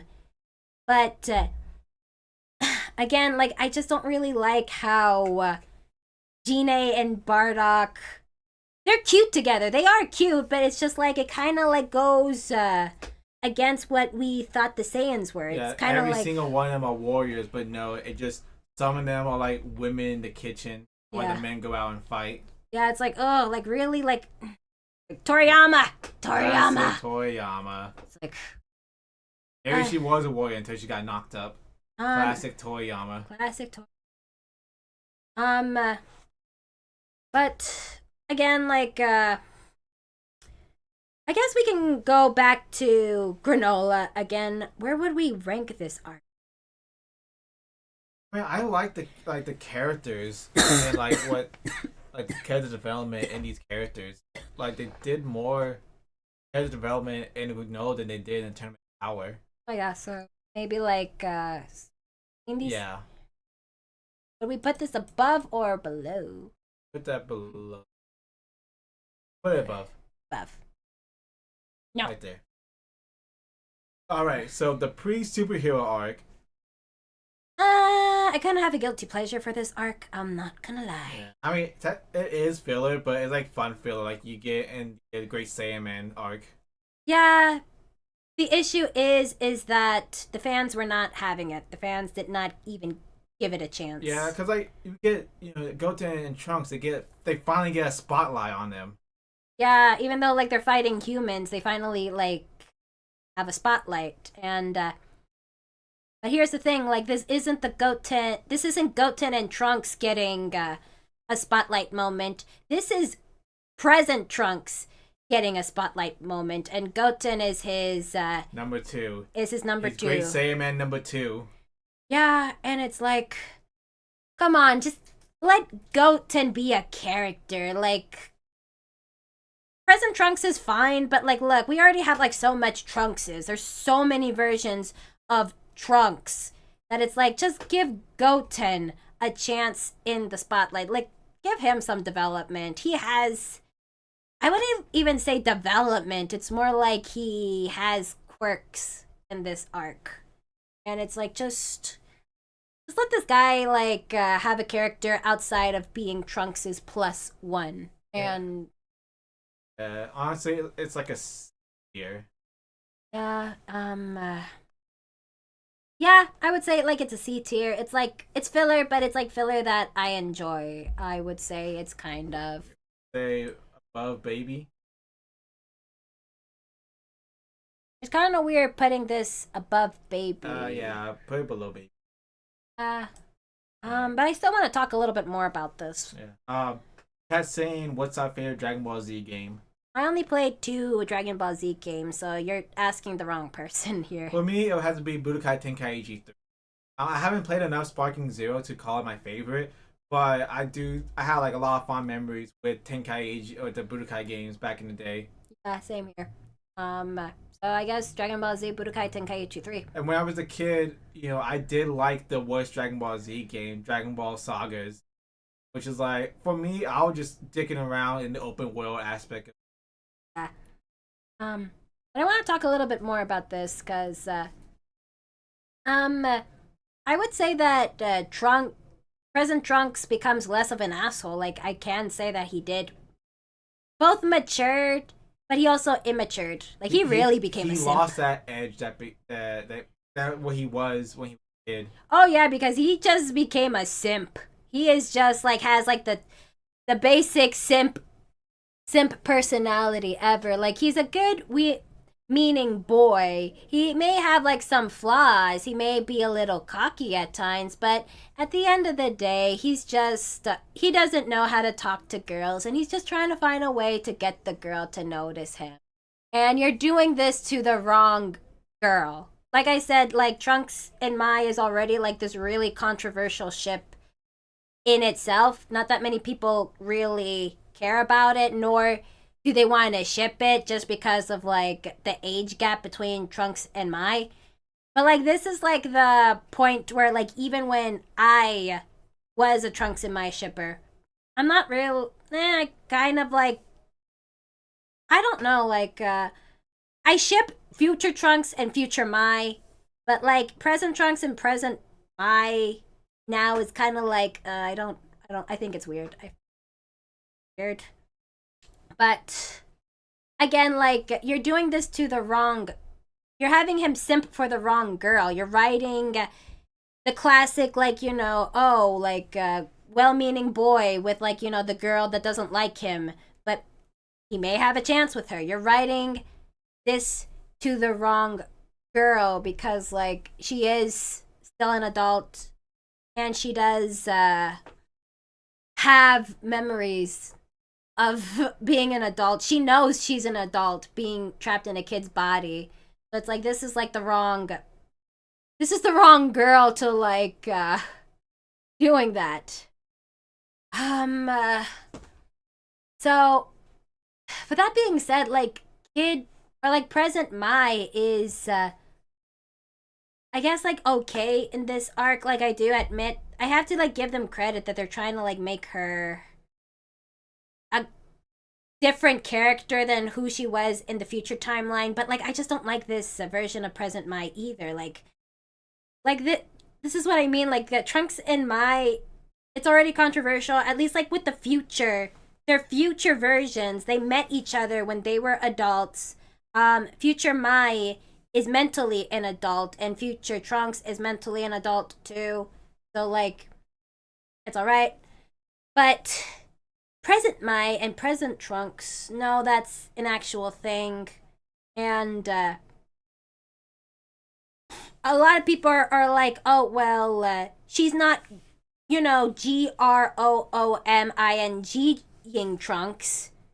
But at the same time, she does acknowledge that you're the only Trunks that I have. Even though, like, she knows. She met him when he was a kid. She was still an adult, mentally an adult.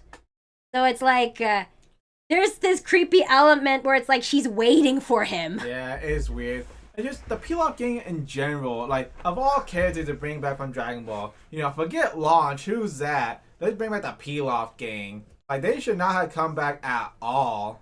Like I'm sorry, it's like yeah, like they don't like even as like a fan of Dragon Ball, I did enjoy them as like this Team Rocket ish type of villains, but like I didn't really need them to come back. And like you could write them off. Like they did not need to be. They did not need to be there for Battle of God. They did not. They did not need Trunks and Mai in the future. Just have Trunks come back. And he wants to save his world. Like they like this whole shit and this whole like group of people did not need to be here at all. They really didn't, and it's like I think the only reason why Toriyama made Trunks and Mai was to justify keeping the Pilaf gang around. Because if you think about it, there would be no reason for Pilaf to like be hanging around Capsule Corp if Trunks didn't let them live in their house. So I think like that's the only reason why he decided thing is, that. The Pilaf gang got more screen time than. That is so fucking true. It's like, hell, it's stupid. I'll probably go into more detail maybe like my final Trunks and Mai video where like I finally like admit I was fucking wrong. And it's just it is a weird ship. It's a weird ship that no one really seems to care about, so it's like what's the point of having it? But yeah, like that's basically all I wanted to talk about with this arc because it's not even the Trunks and Goten arc. It's more like the Trunks and simping for Mai arc. It's Trunks' high school life. Yeah, but like he's mostly simping for Mai because he's barely talking to Goten in this. Yeah. In this saga. You had like the other kids, like whatever school name they gave him. Yeah, like it really was the Trunks simping for Mai arc. Just that's just how it is. All right, so the last one. I'm going to be talking about just the movie, not the manga. Yeah, because the manga is just shot for shot the movie. Yeah. Like the only thing that they added would be like the end of the manga so far, with Gohan fighting Ultra Instinct. But that's about it. We're only talking about the movie, and we will not be talking about Daima. That's why I haven't put that here because I'm waiting for the dub, and I'm not sure how much of Daima you see. I haven't seen anything. I'm waiting for it to come out. Yeah. So we will not be talking. Plus, Daima's not even finished at this point, even in the sub. Yeah. I like this movie. I do appreciate that this was a Piccolo movie. Oh yeah, it was absolutely a Piccolo movie. Like this has like at least it has some Dragon Ball element, at least in my opinion. Oh yeah, because especially with like androids. Yeah. But that being said, like, because this is a Piccolo movie, but for some reason the fandom is not talking about Piccolo. They're talking about Beast Gohan, even though like he appeared like 5 minutes. Gohan showed up at the end just to fight the big bad guy. But real quick, before we talk about Gohan, it doesn't make sense for Piccolo to like live out on his own. I thought the Kami side of him took over, at some point, and like he lived on the lookout. I mean, from the Cell Saga to the Buu Saga, he lived on the lookout. He even said that he was gonna live on the lookout. But I guess at some point he was like, you know what, I'm just gonna go now. Yeah, it is weird that he had. I don't know. Maybe he like moved out, so it'd be easier for Pan to train Pan. I really don't know. That's more of a headcanon in reality, but like it is weird that he did do that. Wait, hold on, guys. Technical difficulties.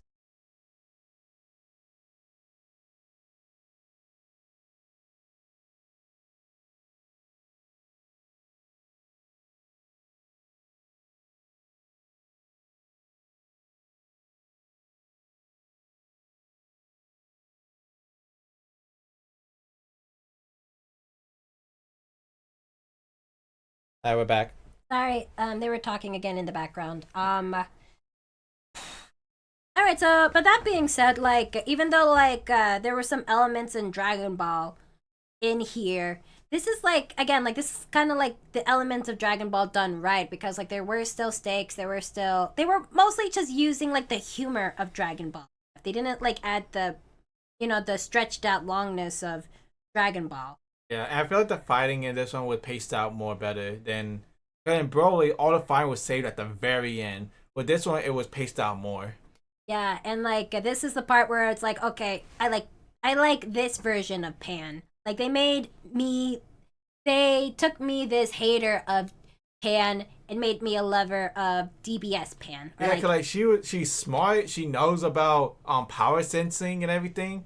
Like that's something a lot of people like Dragon Ball Z like fighters forget about. Like we're like, oh, they fight a being and they see a cloud dust. Aha, I got him. Then the cloud dust. Oh no, how did he still alive? Don't know I could like fucking sense him. Yeah, it's but like Pan is really smart in this, and she is an actual competent fighter. And I remember I saw like this comment somewhere where somebody pointed out that they felt like this version of Pan was kind of like an apology for GT Pan, or like this Pan was much more competent than her GT counterpart in one movie than she was in the entirety of GT.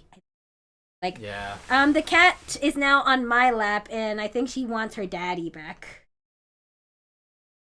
Yeah, she's like, she wants daddy. Anyway, but yeah, like, this version of Pan, I actually believe, like, this is the version of Pan that actually stands a chance against everybody. Like, and this is what I mean when it comes to like writing kid characters.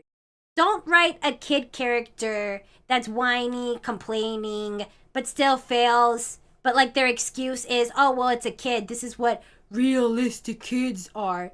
No, like the issue that I have with the whole realism problem is that you guys assume that every single kid when they come out of the womb are these bratty entitled shits.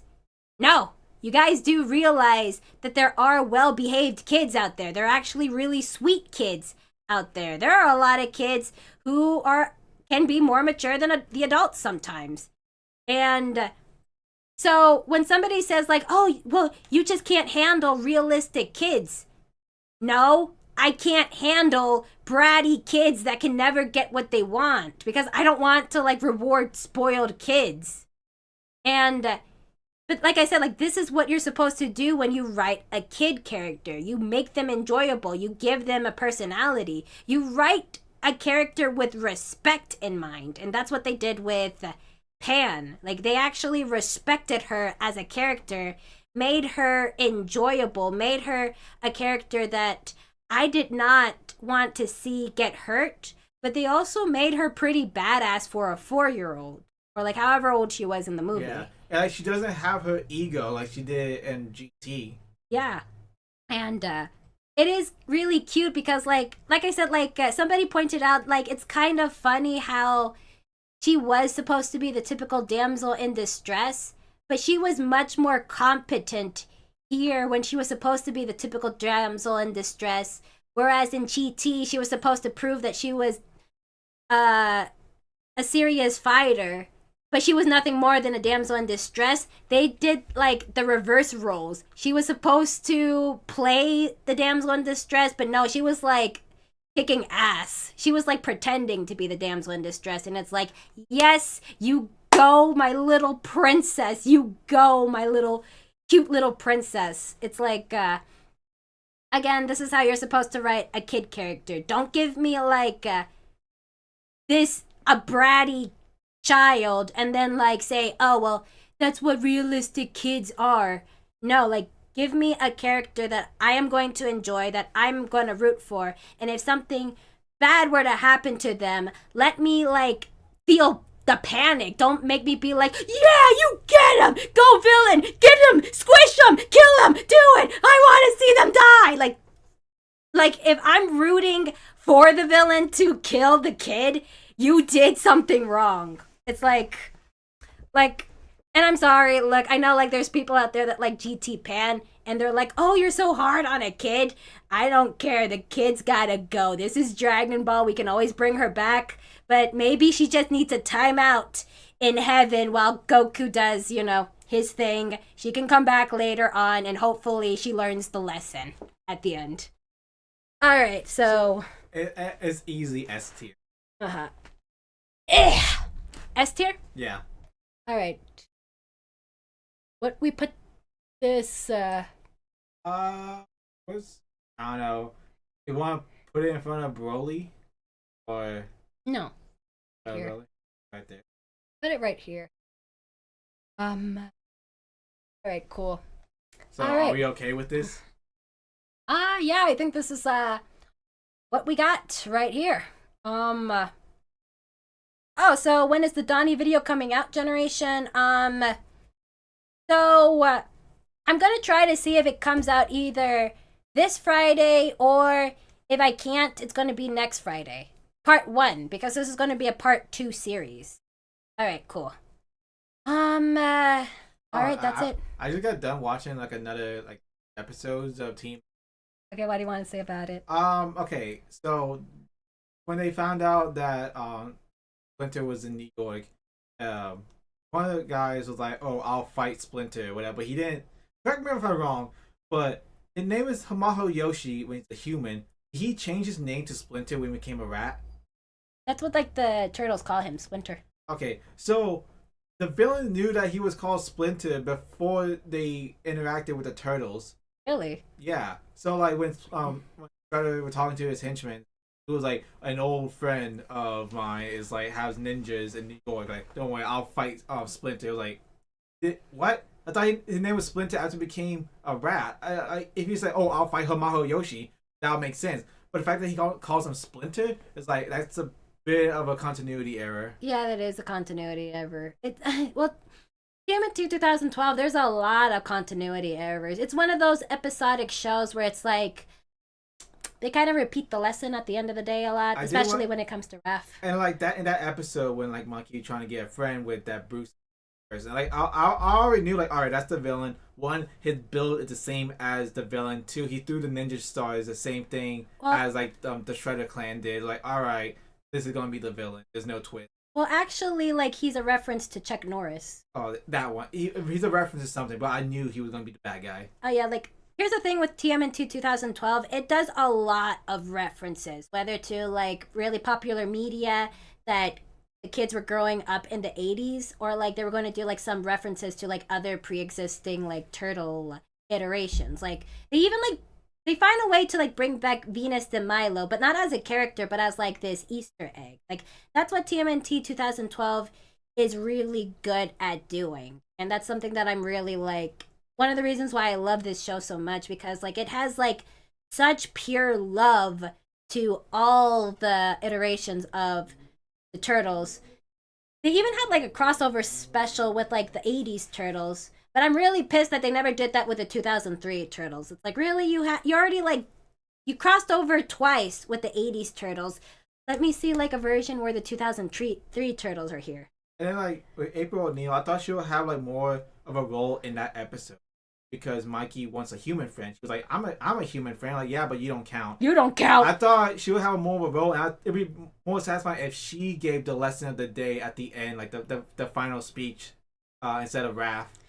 All right, so you should watch my April series then, just to show all the critiques of April, because it's I don't want to get spoiled, so yeah, but I'll keep watching the team. Yeah, once you're done with TMNT 2012, that's when you should watch my discussion videos, because I do go into more detail with some of the issues. I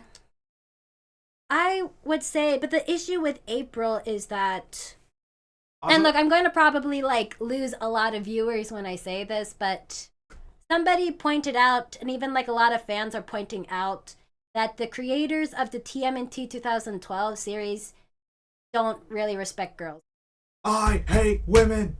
Basically. But I hear that from an interview, somebody during a con asked, "Are you gonna put in more girl characters in your show after Karai and April?" And someone said, we have enough girls. There's too many girls, even though it's only Karai and April. Later on, we get like Renette, Alopex, Shinigami, and this Mona Lisa, if I didn't say it, and then like this other girl in season 5. Like in total, there's 7 girls out of like an entire cast of nothing but males. See, I could sort of see that because TMNT is targeted towards like audience, young boy audience. But someone pointed out that 2003 and the 80s also had more girls than, or respected the girls more because Yeah, especially with the 2003 and how she became extra. yeah, like and even though like even in the 2003 version, there were still like, more boys than girls. They actually treated the girls like their own characters. And another YouTuber, I think by the name Rap Nerd 3, she made like a video saying like, TMNT 2012 fails at romances, but she made a critical point saying all the girls except for like either the monsters or the ugly ones are a main character's love interest. And she points out that it's kind of fucked up that they're trying to like teach boys that the only time a boy would ever hang out with a girl is because he's romantically interested in her. There's no like God forbid you have a friend who is a girl. Exactly, like you and me, Joe. Like, Yeah. Forever. Tell that to the shippers. They can ship. It's okay. Yeah. I don't Good care. engagement. Yeah, it's for engagement. So but yeah, like she pointed out that it is kind of like fucked up that the only reason like a teenage boy would want to hang out with a teenage girl is because that's his love interest. And what you're going to notice with April is that she barely has any connections to the other 3 turtles. She is usually always with Donnie or always with Casey Jones. I hate Donnie's lock screen. Oh, yeah, I'm going to put that in the Donnie video because it's like not even 4 episodes in and you are showing goddamn red flags. My god, dude, chill. Yeah, that is just creepy. But like Donnie fangirls are like in my comments saying like, you're too hard on Donnie. He's not that bad. He's just a socially awkward geek. He never committed crimes. Watch episode 4. Watch episode 4. Look at episode 4. He's got issues. He's got issues. But like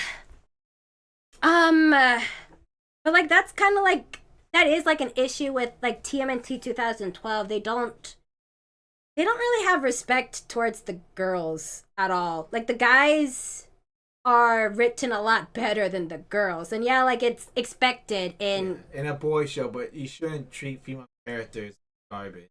Yeah, they're still characters at the end, so give them some respect. Yeah. So let's see what else about TMNT 2012. Yeah, like even Karai, like, and I'm actually planning on making like another video, just maybe like my own version of Rab Nerd's video of like saying like why TMNT 2012 wasn't good at writing girls. And I just want to like point out like all the flaws that these girls have, but also like show like ways on how to fix them. But like my main point that I want to make in the video is that regardless of like your character's gender, race, or sexual identity, or even their age, if you're going to write a character, or especially if it's a character in the main cast, you have to write that character with respect. Like the same respect that you would put into a boy, you would have to put it into a girl as well. Like regardless, if you don't know how to write girls, then hire someone that knows how to write girls. If you don't know how to write somebody who maybe has a different sexual orientation than you, then hire somebody that knows how to write that, or hire somebody that has experience, or get advice from something. But if you're going to have a character in the main cast, but maybe you're struggling with writing them, find help. Yeah, or a consultant. Yeah, a consultant. That's what you should do. No, it's fucked up. Little tangent with Sonic. In the show Sonic Prime, they brought Ian Flynn as a consultant because he's like the Sonic lore expert. He wrote the comics and he's writing the games and everything. They brought him on as a consultant. He gave them lists of like, okay, this character does this in continuity, blah blah blah, and they threw his stuff away. They did not care about. Yeah, because there were a lot of continuity errors in Sonic Prime, and they want Sonic Prime to be a part of the canon. And in his podcast, he said, "I gave him notes, but it's like you can lead a horse to water, but you can't make him drink it." That's true. So they took his advice and threw it away and did their own thing. But yeah, like that is like something that I really hate it when writers do. I hate it when writers get like defensive. Now, like, you're gonna ask for help, or if you're gonna ask for critiques, listen to the advice or listen to the critiques, or like get somebody to help you out. But like, again, I'm gonna go into more detail into like, you know, future like TMNT discussion videos. I don't know, like I'll probably get like a lot of hate for that shit, but you know what? It needs to be said. Yeah, say the quiet part out loud. Yeah. All right, so we've been going for a while. Oh yeah, we've been I think almost 3 hours, dude. 3.5 hours. I didn't think one list would take this long. Neither did I. It's like really. But anyway, that's it for today. I'm sorry, AJ Miller. We didn't mean to like ignore your questions. We're just yapping. Yeah, we're just sort of like yapping together as friends. But anyway, this has been Generation Defenders and Too Fast Joe. Stay unhinged. And remember, go fast, don't be last. Aw, thank you so much, AJ. I appreciate it. Bye. Bye.